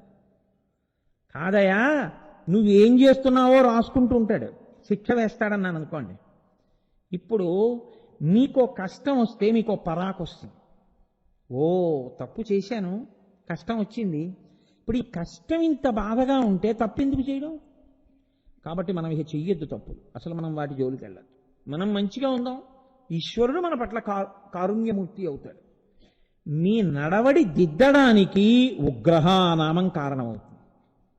కాదు అంటే నేను త్రిలోకీశ అని ఉగ్రహతో సమన్వయం చేస్తున్నానని మీరు గుర్తుపట్టవలసి ఉంటుంది. ఈశానః సర్వజ్ఞ ఇవన్నీ కలుపుతున్నాను కాదు. ఇంకొక కోణం కూడా నేను మీకు చూపిస్తాను. అన్ని సుఖాలే అనుకోండి, వైరాగ్యం అన్నది అసలు పుస్తకంలో ఉంటుంది, మీకు ఎప్పటికీ రాదు. అవునా కాదా? ఎవడండి అన్ని సుఖాలే ఉండగా అబ్బే ఈ సుఖాలా, ఈ సుఖాలు ఎందుకండి, ఈశ్వరుడు శాశ్వతం అండి, ఇవి మాకు వద్దండి అని వాడు వెళ్ళిపోతాడని మీరు అనుకుంటున్నారా? వాడికి ఒక్కనాటికి వైరాగ్యం రాదు. చీ పో ఇలాంటి మాటలు వినపడుతుంటే అప్పుడప్పుడు ఇలా మిణిక్ మిణిక్ మిణిక్ మిణిక్ అంటుంటుంది. ఏమిటో వీళ్ళని నమ్మడమే కానండి, వీళ్ళందరూ ఇంతే, ఆ ఈశ్వరుడు ఒక్కడేనండి అంటూ ఉంటాడు. కాబట్టి కష్టములనేటటువంటివి వైరాగ్యం అన్న మాట అప్పుడప్పుడు అంకురించడానికి దోహదపడుతుంది. అది శాశ్వతముగా లోపల నిలబడాలంటే పైకి అందరితో కలిసి ఉన్నట్టుండు, ఎవరి స్థితి ఎలా ఉంటుందో లోపల పరిశీలించి నీ హద్దు నువ్వు తెలుసుకుని అక్కడ వరకు ఆపేసి చాలు. ఎప్పుడూ నువ్వు ఉండవలసింది, నీకుండవలసింది ఈశ్వరుడు ఒక్కడే. అది వైరాగ్యం. ఎవరి మీద దెబ్బలాడేయక్కర్లేదు, ఎవరిని తోసేయక్కర్లేదు, ఎక్కడుంచాలో అక్కడుంచు నీ మనసులో చాలు. అంతకు మించి స్థానాలు ఇవ్వకుండా ఉండడమే వైరాగ్యం. సంగము తగ్గిపోవుట. ఇప్పుడు ఈ వైరాగ్యం దేనివల్ల వస్తుంది? కష్టం వస్తే. కష్టం ఎలా వస్తే వైరాగ్యం రావచ్చు? నా కొడుకు ఈశ్వరుడి దయవల్ల అలా జరగకుండా కాక నా కొడుకు నా మాట వినలేదనుకోండి వైరాగ్యం వస్తుందిగా. నా కూతురు నా మాట వినలేదనుకోండి నాకు వైరాగ్యం వస్తుందిగా. మా ఆవిడ నా మాట వినలేదనుకోండి నాకు వైరాగ్యం వస్తుందిగా. నాకు ఏదో అనారోగ్యం చేసింది అనుకోండి, ఏమిటో ఈ శరీరం అని వైరాగ్యం వస్తుందిగా. వైరాగ్యం రావాలి అంటే కష్టం వస్తే తప్ప వైరాగ్యం రాదు. అన్నీ సుఖాలే ఉంటే వైరాగ్యం రావడం అన్నది చాలా కష్టం. కష్టమన్న మాటలోంచే వైరాగ్యమన్న మాట అంకురారోపణం జరుగుతుంది అసలు. కాబట్టి ఆయన ఉగ్రహ కష్టమిచ్చి సదాశివోం వైరాగ్య సుఖములకు కారణమవుతున్నాడు. ఆయన సదాశివుడిగా ఉగ్రుడి భిన్నుడని మీరు ఎందుకు అనుకుంటున్నారు అసలు? ఇది పరిపాలన అంటే. ఆయన ఎన్నిటిగా తిప్పుతూ ఉంటాడో చూడండి. ఇది త్రిలోకేశ, నీకెందుకు పనికొచ్చింది కష్టం? నీ అదృష్టం అంతే. నీకొచ్చిన కష్టాలు నువ్వు వైరాగ్యం పొందడానికి పనికొచ్చాయి, నువ్వు మహాయోగి అయిపోవడానికి పనికొచ్చాయి. నీ అంత భాగ్యవంతుడు లేడు. వేమన గారు అయిపోలా? లోకంలో కష్టం వచ్చిన వాళ్ళు ఆ స్థితిని పొందేసిన వాళ్ళు ఉన్నారు. లోకంలో ఎన్నో కష్టాలు పడి పడి పడి పడి పడి పడి పడి పడితే తప్ప అంత వైరాగ్యంతో మాట్లాడగలిగిన యోగ్యత రాలేదు. అసలు ప్రార్థనా శ్లోకాలు కాలేదు అవి. మహాభారతంలో కష్టము అన్న మాటకి పర్యాయపదంగా కనపడే పాత్రలు కొన్ని ఉంటాయి, వ్యక్తులు. కుంతీదేవి ఒకటి అందులో. ఎన్ని కష్టాలు పడిందో మహాతల్లి, నిజంగా 1, 2 కాదు ఆవిడ పడ్డ కష్టాలు. ఎవరి కోసం? అన్ని పిల్లల కోసమే, ఆ పాండవుల కోసమే. కర్ణుడు కడుపున పుట్టినవాడే, కానీ వివాహపూర్వ సంతానం అవడం వల్ల ఆయన శరీరం పడిపోవడానికి కూడా అంగీకరించింది. ఆఖరికి కురుపాండవ యుద్ధంలో అందరూ చచ్చిపోయిన తర్వాత ఓ కుర్చీలో ధృతరాష్ట్రుడు కూర్చున్నాడు, ఓ కుర్చీలో ధర్మరాజు గారు కూర్చున్నాడు. పెద్ద జాబితా పట్టుకుని పేర్లు చదువుతూ ఒక్కొక్కడి పేరు చెప్తున్నారు. ధృతరాష్ట్రుడు బంధువు అయితే ధృతరాష్ట్రుడు విడిచిపెడుతున్నాడు నువ్వులు నీళ్లు, ధర్మరాజు గారి బంధువు అయితే ధర్మరాజు గారు విడిచిపెడుతున్నాడు. కర్ణుడు అన్నారు, మావాడు కాదు వదిలేశాడు. అప్పుడు ఏడిచింది కుంతి వచ్చి, అయ్యో నా కొడుకు అయ్యావాడని. ధర్మరాజు అన్నాడు, నాకన్నా పెద్దవాడు కర్ణుడు ఉండగా రాజ్యం చేయవలసి వచ్చింది, ఆయన్ని చంపేసి నీ వల్ల కదమ్మా. ఆడదాని నోట్లో నువ్వులు నానినంతసేపు కూడా నిజము నానకుండుగాక. నువ్వులు నీళ్ళ ప్రక్రియలో కదా ఉన్నాడు అప్పుడు. అందుకని ఆవిడప్పుడు అనుకుంది, చిచ్చి చిచ్చి చిచ్చి పిల్లల కోసం ఇంత తాపత్రయపడ్డా ఏమైంది? ఆఖరికి పిల్లల వల్ల శాపం వచ్చింది. లోకం ఉన్నంతకాలం ఏం చెప్తుందంటే, ఆడదాని నోట్లో నువ్వులు నానినంతసేపు నిజం ఎందుకు ఉండదండి? ఎవరిచ్చారండి శాపం అంటే, ధర్మరాజు కుంతికి ఇచ్చాడు. అంత ధర్మరాజు తల్లిని ఎందుకు శపించాడు అంటే, ఇదిగో ఇంత కథ చెప్పుకొస్తారు. పిల్లల మీద మమకారం మమకారం మమకారం ఆఖరికి దీనికి వచ్చింది అని అప్పుడు వైరాగ్యం వచ్చి ఆవిడంది, యాదవులందు పాండు సుతులందు నాకు మోహ విచ్ఛేదము చేయుమయ్యా, ఘనసింధువు చేరిడి గంగభంగి నీపాద సరోజ చింతనముపై అనిశము మదీయ వృత్తి అత్యాదర వృత్తితో గదియగనట్లు చేయగదయ్య ఈశ్వర. నాకు ఈ యాదవులు కృష్ణుడు ఆపదొస్తే రక్షిస్తాడు, ఆయన వాళ్ళు నాకు ఈ వ్యామోహం వద్దు, పాండవులు నా పిల్లలు ఈ వ్యామోహం వద్దు, ఇవి కోశీ కృష్ణ. యాదవులందు పాండు సుతులందు నాకు మోహ విచ్ఛేదము చేయుమయ్యా, ఘనసింధువు చేరిడి గంగ భంగి నీపాద సరోజ చింతనముపై అనిశమమదీయ వృత్తి అత్యదర వృత్తితో గదియగనట్లు చేయగదయ్య ఈశ్వర. నది ప్రవహించి ప్రవహించి సముద్రంలోకి వెళ్ళిపోయినట్లు నా మనసు ఇంక నిరంతరము ఒక్క నీ పాదములను మాత్రమే స్మరించగలిగినటువంటి స్థితిని నాకు ఇయ్యి అంటే, ఇల్లు వదిలేస్తావా? ఏం వదిలేను, అక్కడే ఉంటాను. ఏం జరుగుతున్నా దానికి సాక్షిగా ఉంటాను. దెబ్బతిందిగా మనసు. ఇప్పుడు తెలిసి వచ్చింది ఎవరు ఎంత దగ్గర వాళ్ళు. కాబట్టి అందరికన్నా దగ్గరవాడెవడో నాకు తెలిసింది. కాబట్టి నువ్వు ఉండు దగ్గరగా. నీ పాద సరోజ చింతనముపై అనిశమమదీయ వృత్తి యచ్చాదర వృత్తితో గదియగనట్లు చెయ్యు. ఈ మిగిలిన ఉన్నాయి చూసావు, ఇవన్నీ తాత్కాలికం. ఎప్పుడు రంధ్రాన్వేషణ చేద్దామా, ఎప్పుడు తప్పట్టుకుందామా, ఎప్పుడు ఎత్తి చూపిద్దామా, ఎప్పుడు అవకాశం దొరుకుతుందా, ఇది ఎదురు చూసేవాళ్లే తప్ప నిజమైన ప్రేమతో త్రికరణ శుద్ధిగా నిలబడగలిగిన వాళ్ళు ఎక్కడో తప్ప ఉండరు. కాబట్టి ఈశ్వర నాకొద్దీ బంధాలందాడు. ఆ వైరాగ్యం ఎందుకు వచ్చింది? అన్ని కష్టాల్లోంచి వచ్చింది. ఇప్పుడు ఉగ్రహ సదాశివ, ఉగ్రుడిగా అన్ని కష్టాలు పెట్టినవాడు సదాశివుడై ఆవిడకంత వైరాగ్యం ఇచ్చాడు. ఆవిడ తరించిపోయిందా లేదా? తరించిపోయిందంతే. కష్టాలు వస్తే ఆవిడ తరించిపోయింది. వైరాగ్యం రావడం, వైరాగ్యంతో మాట మాట్లాడగలగడం అంత తేలికైన విషయం అని మీరు అనుకోకండి. ఏదో అప్పటికి పుట్టినటువంటి కొద్ది వైరాగ్యంతో మాటలు కాదు, పూర్ణ వైరాగ్యంతో మాట్లాడగలిగినటువంటి మాటలు అద్భుతాలై ఉంటాయి. అసలు జీవితంలో ఒడుదుడుకులనేటటువంటివి ఎన్ని ఉంటాయో, ఎన్ని కష్టాలుంటాయో చూపించినటువంటి మహానుభావుడు భీష్మాచార్యుడు. మహాభారతంలో భీష్ముడి గురించి చదివితే కళ్ళమ్మట నీళ్లు రాని వ్యక్తి ఉండడు. ధర్మానికి అంత అంకితం అయిపోయాడు ఆయన. ఎంత అంకితం అయిపోయాడంటే, సంధ్యావందనం మధ్యాహ్నం చెయ్యవలసిన సమయంలో యుద్ధభూమిలో ఉండిపోతే, వెళ్ళి శిబిరానికి అర్ఘ్యం ఇవ్వడానికి సమయం లేకపోతే ఆయన రథం నుంచి కిందకి దిగి యుద్ధ భూమిలో ఉన్నటువంటి మట్టి తీసి దీన్ని నీటిగా భావించమని సూర్య భగవానుడికి అర్ఘ్యం ఇచ్చేవాడు. అంతటి ధర్మాత్ముడు. నిష్కారణ వైరం అంత స్థాయిలో పెంచుకుంటారు. ధర్మం పట్టుకున్న వాడి మీద, ఈశ్వరుణ్ణి పట్టుకున్న వాడి మీద. ఎందుకు వైరం అని మీరు అడిగారు అనుకోండి, దానికి ఏమీ కారణం ఉండదు. లోపల అహంకారం పర్వతాలంతంత పెరిగిపోతే ఎవరి మీద కోపం పెట్టుకోవాలో, ఎవరి మీద కోపం పెట్టుకోకూడదో అన్న ఉచ్చనీచములు కూడా మర్చిపోయి బతుకుతారు. కాబట్టి ఏమైంది? ఆయన చచ్చిపోవాలి చచ్చిపోవాలి చచ్చిపోవాలి తపస్సు చేసింది. ఆవిడ నాకు మోక్షం రావాలని చేస్తుంటే ఏమయ్యేదో ఇంతమంది దర్శనానికి. ఎంత కక్షో చూడండి ఒక్కొక్కళ్ళవి. శివుడే ప్రత్యక్షం అయ్యాడు.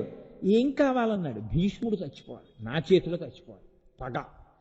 ఆయన అన్నాడు, ఒక్కనాటికి జరగదు, నువ్వు చంపలేవు, ఈ శరీరంతో కుదరదు, వచ్చే శరీరంతో రా, చంపుదువు కాని అన్నాడు. అంతే. తనంత తాను పడిపోయే వరకు ఓర్చలేకపోయింది. యోగాగ్నిలో వదిలిపెట్టేసింది.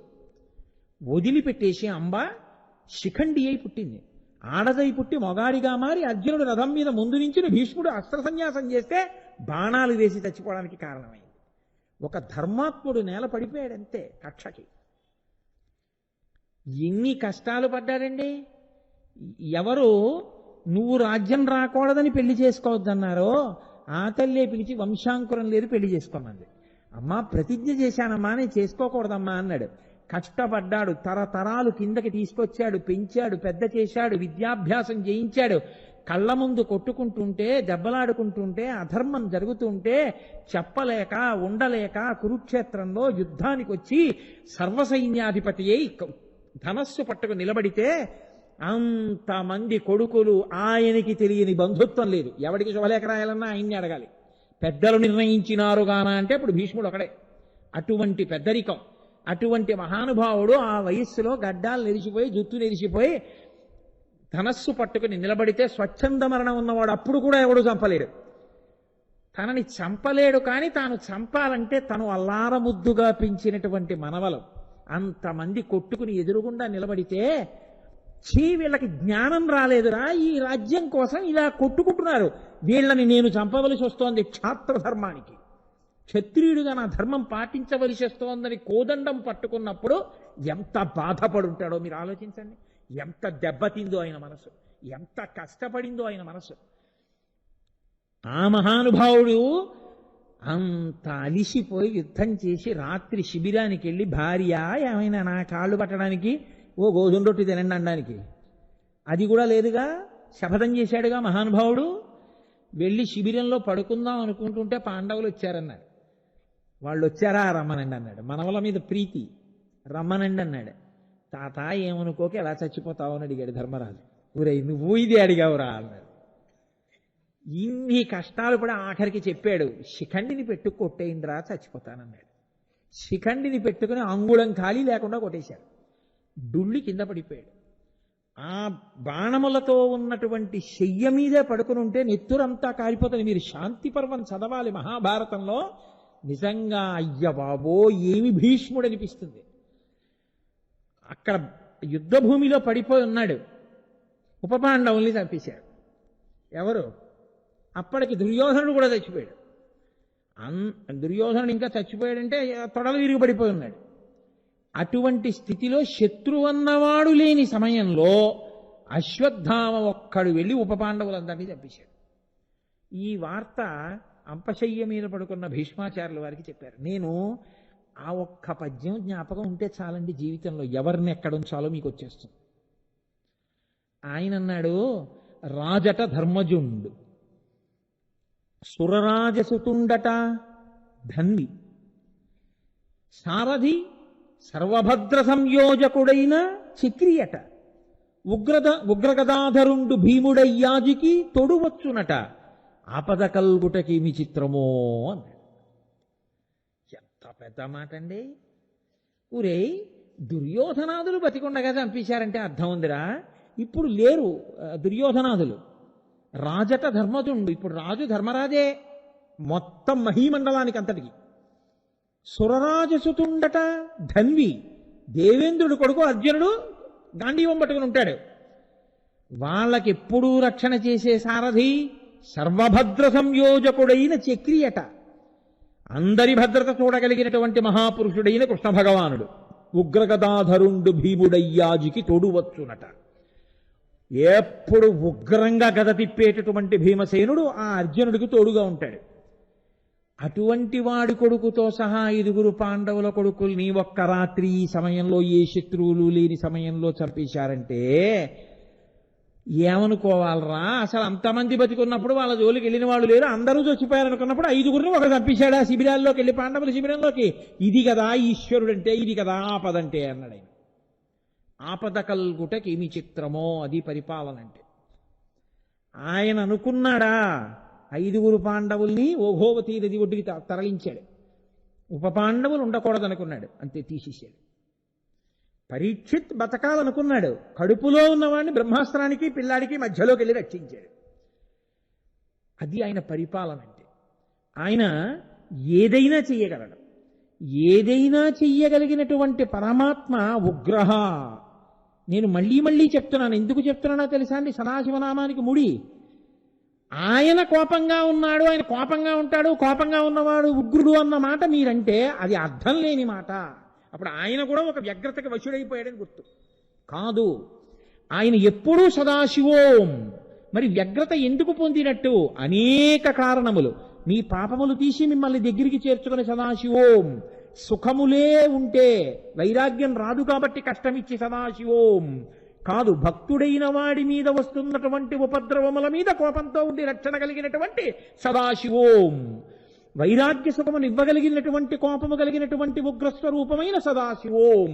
ఇప్పుడు మీకు ఉగ్రహ నామం దూరం పెట్టవలసిందా, మీరు కౌగలించుకోవలసిందా? మీరు కౌగలించుకోవలసిన నామం. కుంతీదేవి అడిగినట్టు అడగవలసిన నామం. ప్రతిరోజు మనస్ఫూర్తిగా చెప్పవలసినటువంటి నామం. అంతేగాని ఉగ్రహ అంటే కోపంగా ఉన్నవాడు అంటే అసలు ఎవరితో ఎందుకు తెలవాలి? అది ఎందుకు చదవడం కాదు. ఉగ్రహ సదాశివ, ఇది మీరు తెలుసుకోవాల్సి ఉంటుంది. అదే స్వామి వాయువు మీద అధిష్టాన దేవత. అది గమ్మత్తు. ఆయన కేవలం కోపం ఉన్నవాడైతే వాయువుకి అధిష్టాన దేవత ఎందుకు అవుతాడండి? వాయువు ఎవరు? శాస్త్రముల యందు వాయువు ఆయుర్దాయకారకుడు. ఆయుర్దాయము అన్నదాన్ని దేంతో లెక్క పెడతారో తెలుసా అండి?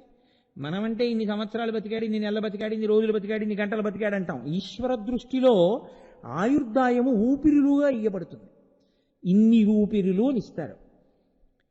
అన్ని ఊపిరులు అయిపోగానే ఇక్కడే చిత్రంగా కూర్చొని గుప్తంగా లెక్క పెట్టుకుంటూ ఉంటాడు ఈశ్వరుడు. ఎన్ని ఊపిరులు తీశాడు, ఎన్ని ఊపిరులు వదిలాడు. అయిపోగానే ఆయన ఏం చేస్తాడంటే ఉత్తరయం తీసి దులిపేసుకొని బయటికి దూకేస్తాడు. ఆయన వెళ్ళిపోతే అనాహతము, ఆపబడని గంట ఆగిపోతుంది. ఆగిపోగానే శివం శవం నేల మీద పడిపోతుంది. కాబట్టి వాయువే ఆయుర్దాయకారకుడు. నమస్తే వాయోత్తమేవ ప్రత్యక్షం బ్రహ్మాసి అని మనకి వేదం ఆయన్నే స్వయంగా పరబ్రహ్మంగా చెప్తోంది. అందుకే వాయులింగంగా శ్రీకాళహస్తిలో ఉంటాడు. నేనే వాయువుగా ఉన్నాను, ఆయనే ఆయుర్దాయకారకుడు. కాదు కాదు, కేవలము ఆయుర్దాయకారకుడు అని నేను అన్నాను అనుకోండి, ఒక కామ్య ప్రయోజనము దగ్గర కట్టుబడిపోతాం మనం. కాదు, అసలు వాయువు యొక్క గొప్పతనం ఏమిటో తెలుసా అండి? ఆయన స్వాధ్యాయ వషట్కారో న క్రియాం. ఆయన కానీ లేడనుకోండి లోకంలో, స్వాధ్యాయము వషట్కారము రెండూ ఆగిపోతాయి. ఈ రెండూ ఆగిపోవడం కాదు, నిష్క్రియాం. ఆయన కానీ లేకపోతే కార్యములన్నీ ఆగిపోతాయి. కార్యములన్నీ ఆగిపోవడం కాదు, ధర్మచక్రము నిలబడిపోతుంది. ఇది వాయువు యొక్క గొప్పతనం. అది ఉగ్రహ అన్న నామంతో ఆయన నడిపించేటటువంటి పరిపాలన చేసే తీరు.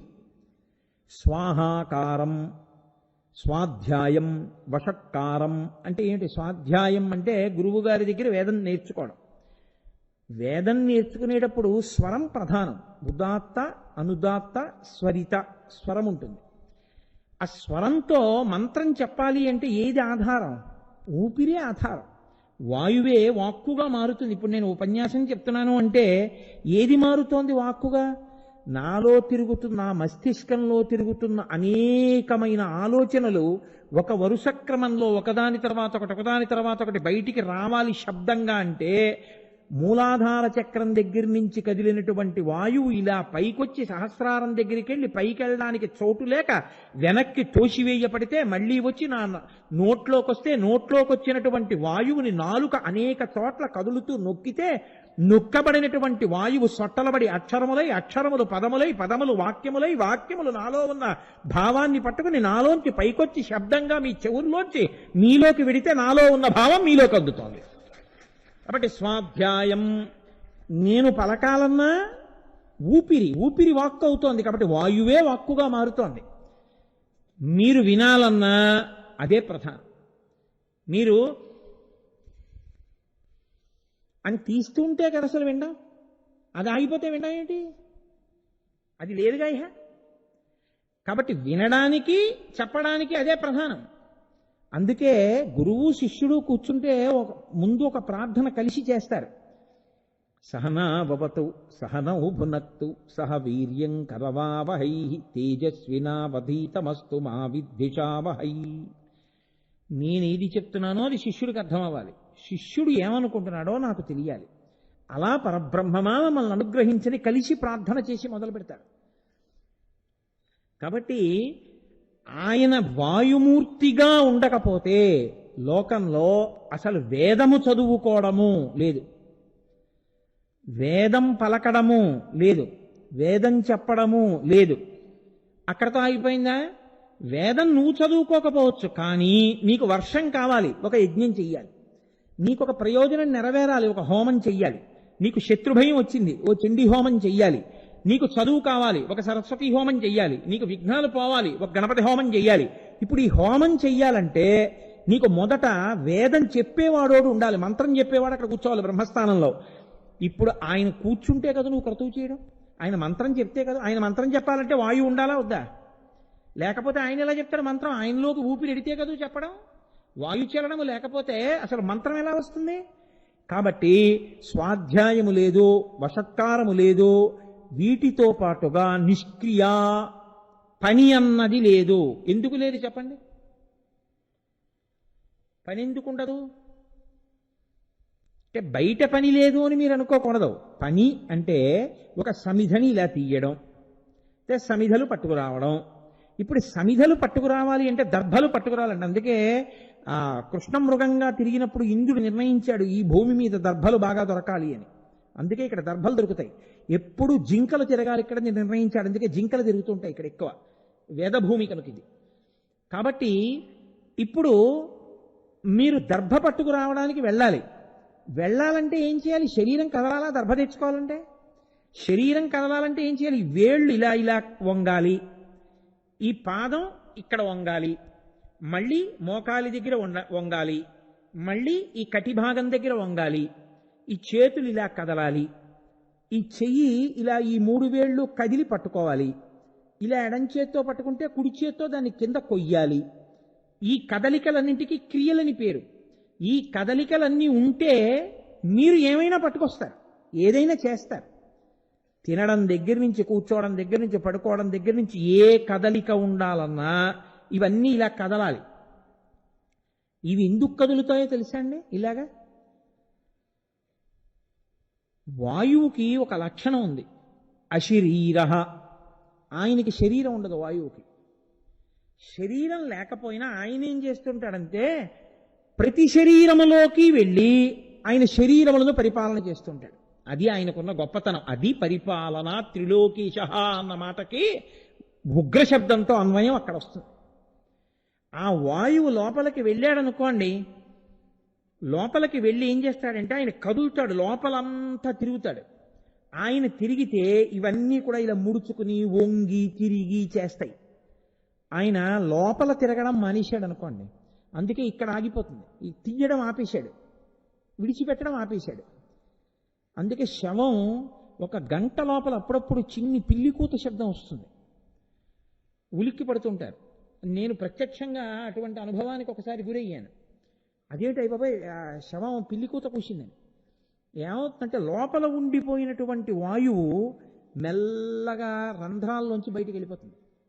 అది వెళ్ళిపోయి ఇంకా ఎక్కడెక్కడెక్కడో ఉండిపోయిందంతా వెళ్ళిపోతుంది. వెళ్ళిపోయిన తర్వాత ఇక లోపల గాలి తిరగదు.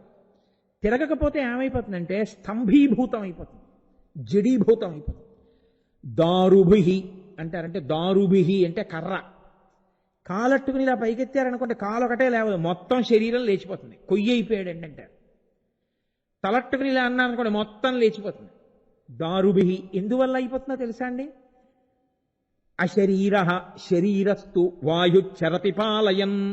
తనకి శరీరం లేకపోయినా వాయువు శరీరంలోకి వెళ్ళి పరిపాలన చేస్తాడు, కదుపుతాడు. ఇలా వంగడానికి, తిరగడానికి, ఇవన్నీ వంగడానికి, కీళ్లు వంగడానికి, ఇలా మెడ తిరగడానికి వాయువు లోపలికి వెళ్ళి తిరగడమే కారణం. ఆ వాయువు తిరగడం ఆగిపోయింది అనుకోండి, అంతే స్తంభీభూతం అయిపోతుంది. 1,000,000 మంది వైద్యులు కూడి వచ్చిన కాని మరణమయ్యడి వ్యాధి మాన్పలేరు. లక్షాధికారైన లవణమన్నమే కాని మెరుగు బంగారంబు మింగబోడు. అంతే, ఆయన ఆగిపోయాడు అనుకోండి. ఇది దారుభిహి, ఇది కర్రలా.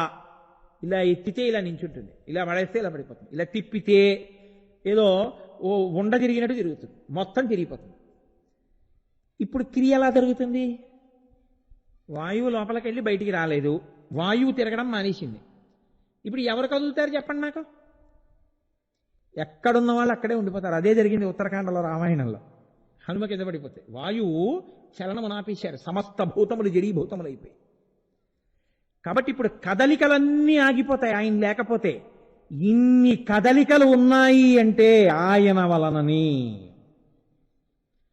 ఆయనే పరిపాలన చేసి కదుపుతున్నాడు. నేను ఈ ఉపన్యాసం చెప్తూ ఇలా అన్నానంటే ఆయనే. నేను చూస్తే ఆయనే, నా కనురెప్ప పడి పైకి లేస్తే ఆయనే, నీ పలికితే ఆయనే, నాలో ఊపిరి కదిలితే ఆయనే. ఆయన్ని ఎక్కడ చూస్తావు? ఆయన నిరంతరము నీ ఎందుకు కదులుతున్నాడు. ఆయనే కదలకపోతే నీకు కదలిక లేదు. అది ఉగ్రహ. ఇప్పుడు చెప్పండి, అది కోపమా అనుగ్రహమా? పరిపాలనలో పరిపాలనే అయింది. అది త్రిలోకేశ. ఇప్పుడు ఈ వాయు రూపంలో 3 లోకములను ఆయన కదుపుతున్నాడు. కాదు కాదు, తానే కదులుతున్నాడు గాలి రూపంలో. అందుకే కదలకుండా భూమిగా రక్షిస్తాడు, కదిలి వాయువుగా రక్షిస్తాడు. అదే ఆయన గొప్పతనం, అది ఆయన పరిపాలన. త్రిలోకేశ. గాలి కదిలినట్టు ఇది కదిలితే నిలబడలేరు, ఇది నిలబడినట్టు గాలి నిలబడిపోతే మీరు బతకలేరు. ఇది కదలకూడదు, అది కదలకుండా ఉండకూడదు, అలా కదుపుతాడు. అది ఆయన గొప్పతనం. అగ్ని కిందకెళ్ళకూడదు, పైకే ఎక్కాలి. అందుకే మీరు అగరపుల్లు ఇలా పట్టుకుంటే పైకి ఎక్కుతుంది కానీ కిందకెక్కదు. నీరు పైకెక్కకూడదు, కిందకెళ్ళాలి. నీరు పల్ల మెరుగు, నిజము దేవుడు ఎరుగు. ఆయన ఒక్కొక్క దానిలో ఒక్కొక్కలా ధర్మం పెట్టి మనల్ని కాపాడాడు. లేకపోతే నీరు ప్రవహించకపోతే మనం ఎక్కడ బతకాలంటే అందరం నీళ్ళు ఎక్కడ అక్కడికే పోయి ఉండాలి. కాకినాడలో ఉండడానికి ఏముండదు, ప్రవహిస్తున్నాయి కాబట్టి ఎక్కడికి కావాలంటే అక్కడికి వస్తున్నాయి. గాలి ఎక్కడో ఉంటుంది, అక్కడ ఉండండి అన్నారు అనుకోండి, అందరూ అక్కడే పడి ఉంటారు, అంతే. ఇరుకైనా ఇంకోటైనాను. గాలి మీరు ఎక్కడికెడితే అక్కడికి వస్తోంది కాబట్టి మనం బతుకుతున్నాం. ఈశ్వరుడికి కృతజ్ఞత చెప్పడానికి ఇంతకన్నా మీకేం కావాలి? ఆయనకి నమస్కారం పెట్టడానికి ఇంతకన్నా మీకేం కావాలి ఉపకారం?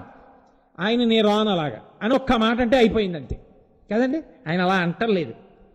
ఆయన పెట్టిన అన్నం తినేసి మైకుచ్చుకుని ఆయన తిడుతున్నారు. కాబట్టి మనం ఎంత కృతజ్ఞులం అయి ఉండాలి. ఆయన ఎంత ఓర్పు ఉన్నవాడై ఉన్నాడు మహానుభావుడు. ఫోన్లేరా మన పిల్లాడే కదా అని ఊరుకుంటున్నాడు. కాబట్టి వాయుశ్చరతిపాలయన్, ఆయనే లోపల ఉండి స్వాహాకారముగా, వషట్కారముగా, స్వాధ్యాయముగా, క్రియాకలాపములుగా, కదలికగా ఉన్నాడు.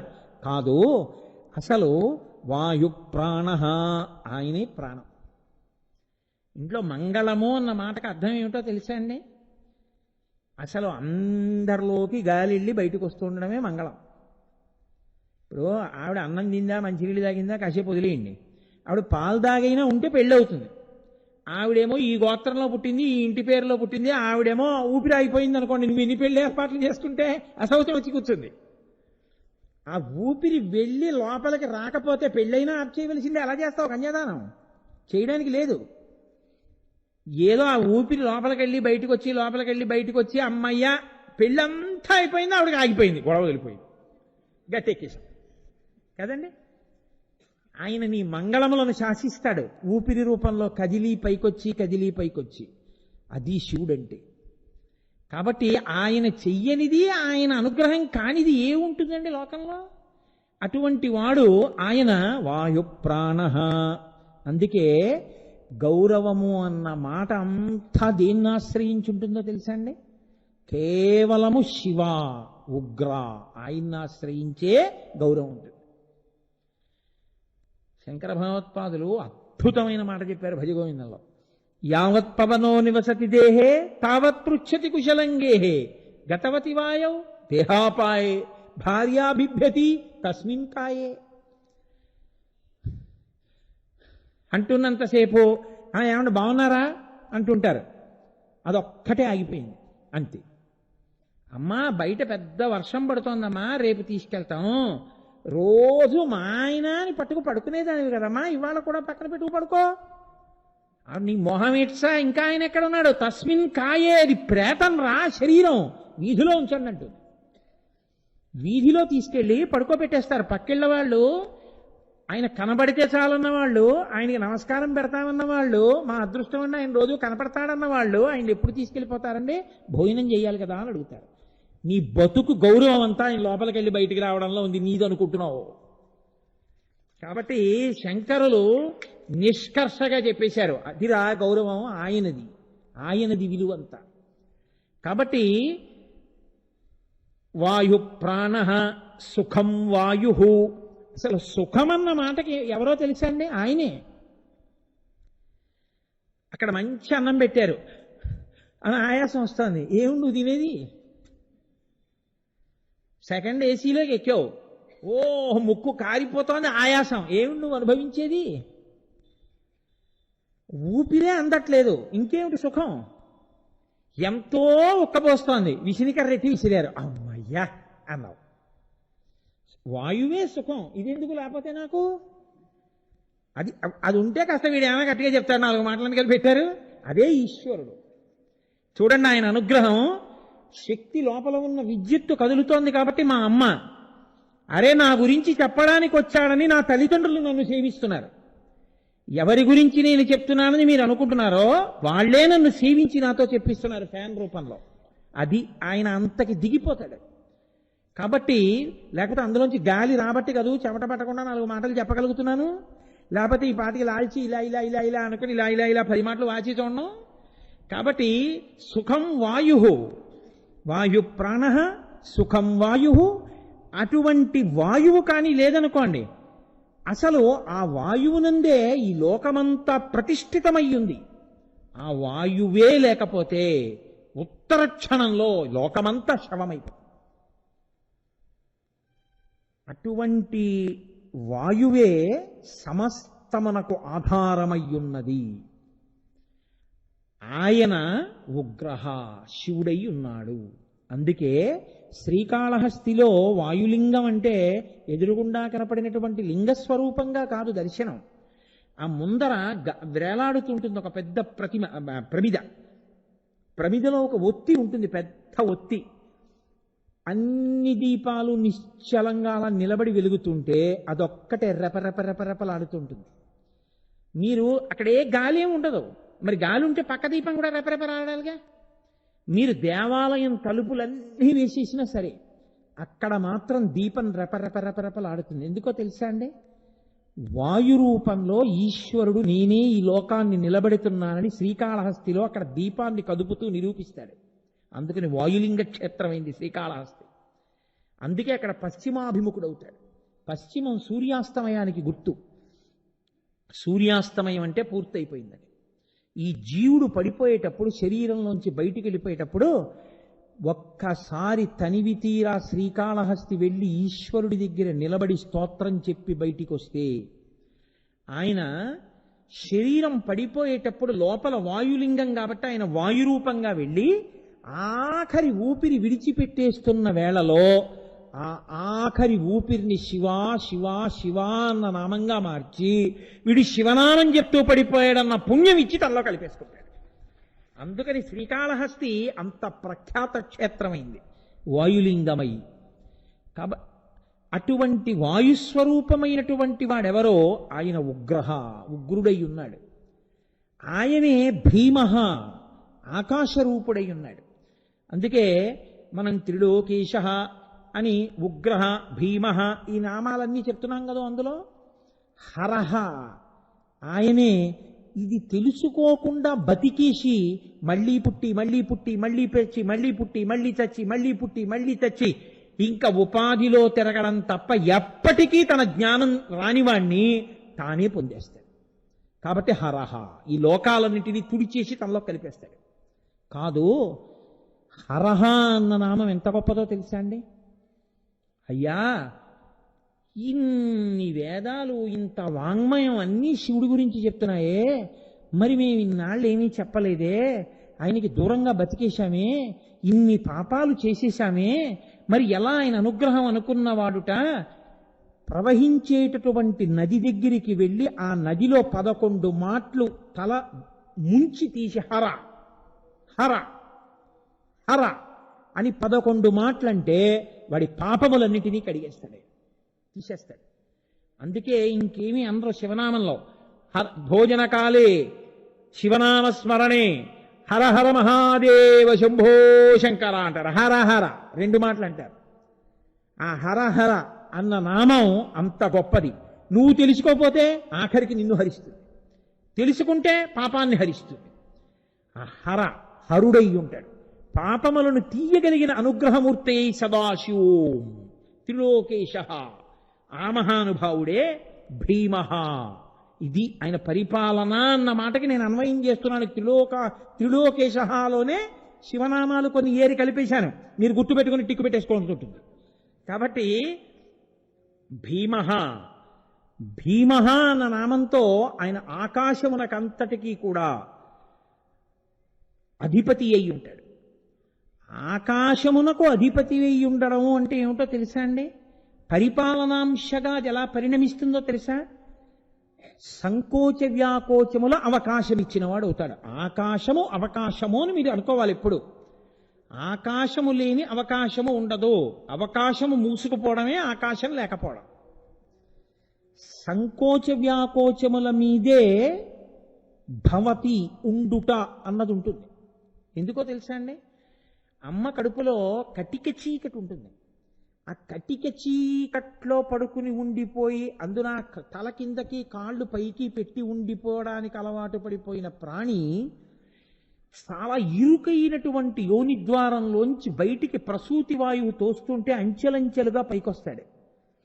పైకి వచ్చి మొట్టమొదటిసారి ఇలా కళ్ళు విప్పేటప్పటికీ అన్ని దీపాల కాంతి పడుతుంది. దీపపు కాంతికున్న లక్షణం ఏమిటో తెలుసా అండి? స్ఫురణ మీద ప్రభావం చూపిస్తుంది. నేను ఇలా ఎత్తి కాసేపు అటు చూశాననుకోండి, ఆ దీపాల కాంతికి అన్ని దీపాల కాంతి పడితే నా స్ఫురణ దెబ్బతింటుంది, జ్ఞాపక శక్తి మీద ప్రభావం చూపిస్తుంది. అన్ని దీపాల మధ్యలో పిల్లవాడు పుట్టగానే అంత వెలుతురు ఒక్కసారి చూడగానే ఏమవుతుందంటే వాడి ఊపిరితిత్తులు పనిచేయడం ఆగిపోతాయి. లోపలి మలమంతా కూడాను ఊపిరి ఆగిపోతుంటే గడ్డకట్టేస్తుంది. బ్లాక్ స్టూల్ అంటారు. నల్ల రాయిలా గడ్డకట్టేస్తుంది. గుండె యొక్క స్పందన ఆగిపోతుంది. ఆగిపోగానే మృత్యువు ఆసన్నం అయిపోతుంటే ఆ పసివాడికి జగదంబ అమ్మలోకి ప్రవేశిస్తుంది. ప్రవేశించి నా బిడ్డ అన్న భావన కలిగి ఒక గొప్ప పొంగు వస్తుంది. అది పిల్లి కానివ్వండి, పంది కానివ్వండి, కుక్క కానివ్వండి, అమ్మ కానివ్వండి, ఏది కానివ్వండి, అది మాతృత్వానికి ఉన్న గొప్పతనం. జగదంబ ఆవహిస్తుంది. జగదంబ ఆవహించగానే తల్లి యొక్క స్తనములలోంచి కోలోస్ట్రమ్, ఒక డాక్టర్ గారు పెద్ద పుస్తకమే రాశారు దీని మీద, కోలోస్ట్రమ్ అనబడేటటువంటి పసుపచ్చటి ముద్ద ఒకటి విడుదలవుతుంది. అమ్మ నా బిడ్డ అన్న సంతోషం కలగగానే స్తన్యాన్ని పిల్లాడి నోట్లో పెడుతుంది. వాడు తెలిసో తెలియకో ప్రాణం పోతుండగా అంటాడు. అనగానే ఆ కోలోస్ట్రమ్ నోట్లో పెడుతుంది. అది వెళ్ళగానే ఊపిరితిత్తులు మళ్ళీ ఇలా సంకోచ వ్యాకోచములను పొందుతాయి. గుండె మళ్ళీ lub dub lub dub lub dub కొట్టుకోవడం మొదలవుతుంది. ఈ ఊపిరి మళ్ళీ అందుకోగానే లోపల శరీరానికి బాధ పెట్టేస్తూ గడ్డ కట్టేసినటువంటి నల్లటి మలాన్ని ఈ కోలోస్ట్రమ్ బయటికి తోసేస్తుంది. బ్లాక్ స్టూల్ బయటికి వెళ్ళడానికి, ఊపిరితిత్తులు కదలడానికి, గుండె కొట్టుకోవడానికి కోలోస్ట్రమ్ కారణం అవుతుంది. అటువంటి కోలోస్ట్రమ్ని లోకంలో సృష్టించిన వాడు సర్వేశ్వరుడు. మా అమ్మ, ఆవిడే అమ్మలోంచి వ్యుత్పత్తి అయి బయటికి వస్తుంది. అలా ఇప్పుడు చచ్చిపోతున్నటువంటి పిల్లవాడు మళ్ళీ బతికాడు. ఆ గుండె కొట్టుకోవాలంటే, గుండె పనిచేయడం మీరు ఎప్పుడైనా ఎక్కడైనా చూశారో లేదో, నేను ఒకసారి బెంగళూరులో ఒక సైన్స్ ఫేర్లో ఒక డెమాన్స్ట్రేషన్లో చూశాను. అది ఎలా ఉంటుంది చూపించినప్పుడు నిజంగా ఏదో గోనెగుడ్డ రంగులో దాన్ని చూస్తే నేను ఆశ్చర్యపోయాను, ఇలా ఉంటుందా గుండె అంటే. అది దాని కండరములు ఇలా ఇలా సంకోచ వ్యాకోచములు పొందుతుంటాయి. ఊపిరితిత్తులు ఇలా బుడగ మూసుకుని తెరుచుకున్నట్టు ఇలా మూసుకుని ఇలా తెరుచుకుంటూ ఉంటాయి. దీనికి చోటు లేదనుకోండి, ఇంకేం తెరుచుకుంటుంది? అది ముడుచుకు తెరుచుకోవడానికి, గుండె కొట్టుకు తెరుచుకోవడానికి, అన్నం తింటే కడుపు కండరములు ఈ సంచి సాగడానికి, దీనికి అంతటికీ కూడా ఈశ్వరుడు లోపల అవకాశం ఇస్తాడు. ఆ అవకాశము ఆకాశం. ఆ ఆకాశం ఉండబట్టి బతికావు. ఇది పరిపాలన. ఆ ఆకాశాన్ని మూసాడు అనుకోండి, ఎక్కడైనా బ్లాక్ పడిందంట, హార్ట్కి బ్లాక్ పడిపోయిందండి, స్టంట్ వేశారంటారు. అంటే ఆ మార్గం మూసుకుపోయింది కాబట్టి ఇంకో మార్గాన్ని ఇలా ఇస్తారు, వేరే వేసి బైపాస్ చేశారు, ఇంకో అడ్డదారి ఇచ్చారు, ఇంకో స్టంట్లోంచి ఎడుతుంది. అలా వేయడం ఆలస్యం అయితే బ్లాక్ పడింది కాబట్టి పడిపోతాడు. ఆకాశం మూసుకుంది, పడిపోయాడు. బ్రెయిన్లో బ్లాక్ పడింది అంతే. ఎక్కడో బ్రెయిన్ నెర్వ్లో బ్లాక్ పడింది, పెరాలిటిక్ స్ట్రోక్ వస్తుంది, పక్షవాతం వస్తుంది, ఎటు వచ్చిందో అటువైపు వస్తుంది. ఆకాశము బ్రతుకుటకు అవకాశము. ఊళ్ళో అన్నీ చూస్తున్నావు, నీలో ఆకాశం ఏమైనా పాడవుతోందేమో చూసుకుంటున్నావా? ఎక్కడన్నా మూసుకుపోతోందేమో? మూసుకుపోవడానికి వీలు లేకుండా నీ ఇంటి నీటి గొట్టాలు 2 ఏళ్లు పడితే నాచట్టేస్తాయి. 70 ఏళ్ళు 80 ఏళ్ళు నాచు పట్టకుండా ఇందులో రక్తం తిరుగుతూనే ఉన్న పుల్లకంపు రాకుండా ఇంత మంగళప్రదంగా దీన్ని నిలబెట్టిన వాడికి నమస్కారం చేయని వాడు కృతజ్ఞుడు కాదండి. వాడు భీమః, వాడు ఆకాశరూపుడై ఉన్నాడు. ఇక్కడ బయట వాడు అంతటా ఉండి అన్నినీ తనలో పెట్టుకున్నాడు. బయట తాను కవచంగా ఉండి అన్ని తనలో ఉంచుకున్నాడు. ఇప్పుడు ఈ వేదిక, ఈ భూమి, గుళ్ళు, ఈ గోపురాలు, మనము అందరం ఆయన బొజ్జ. ఆకాశంలో ఉన్నాం, ఉండడానికి అవకాశం ఇచ్చాడు. ఓ ఇంట్లో ఉంటే చూడండి, ఉండడానికి అవకాశం ఇచ్చారండి ఆయన అన్నాం. నాకు అవకాశం ఇచ్చినందుకు కృతజ్ఞతలు అంటాం. అసలు అవకాశం ఇచ్చిన మొదటి ఆకాశ రూపుడు ఆయనే. అలా అందరికీ అవకాశం ఇచ్చిన వాడిని ఏమని చూపిస్తావు? నువ్వు ఏమీ చూపించకుండా గోడ మీద నారేడు దళాలు వేసేసి ఇదే చిదంబరలింగం అని నమస్కారం చేయిస్తాడు. ఇన్ని కదలికలకి ఆయన అవకాశం ఇచ్చాడు. అందుకే చిదంబరంలో నటరాజస్వామిగా ఉంటాడు. చిదంబరంలో నటరాజు అనడానికి కారణం అది. కాబట్టి ఆయన భీమః, హరః, రుద్రః, ఉగ్రః, త్రిలోకేశః, ఇన్ని రూపాలతో మహేశ్వరః పరిపాలన చేస్తున్నాడు. ఇది ఆయన యొక్క గొప్పతనం. ఇన్ని చేస్తూ సదాశివః.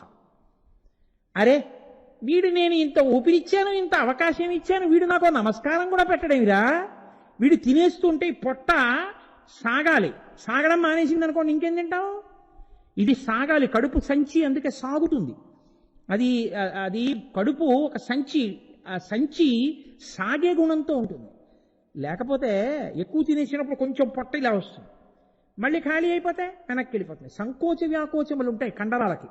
జీర్ణక్రియ యందు చర్నింగ్ అంటారు. చర్నింగ్ అంటే ఈ చూశారు, కవ్వం పెట్టి చల్ల చేస్తారు, అలా లోపల ఉన్న కడుపు కండరాలు చల్ల చేస్తాయి. తిన్నదాన్ని చర్ చస్ చర్ చస్ అని ఊగుతాయి. అందుకే తినగానే మీరు ఎక్కడికైనా నడిస్తే ఇక్కడ నొప్పి వస్తుంది. రక్తం అంతా ఇక్కడ అవసరం అవుతుంది పని చేయించడానికి. మీరు నడిస్తే కాళ్ళకు కొంత వెళ్తే ఇక్కడ నొప్పి వస్తుంది, రక్తం తక్కువైంది, లోపల పదార్థం జీర్ణం చేయలేదు. మీరు కూర్చుంటే ఆ రక్తాన్ని కూడా పుచ్చుకుని జీర్ణం చేసేస్తుంది.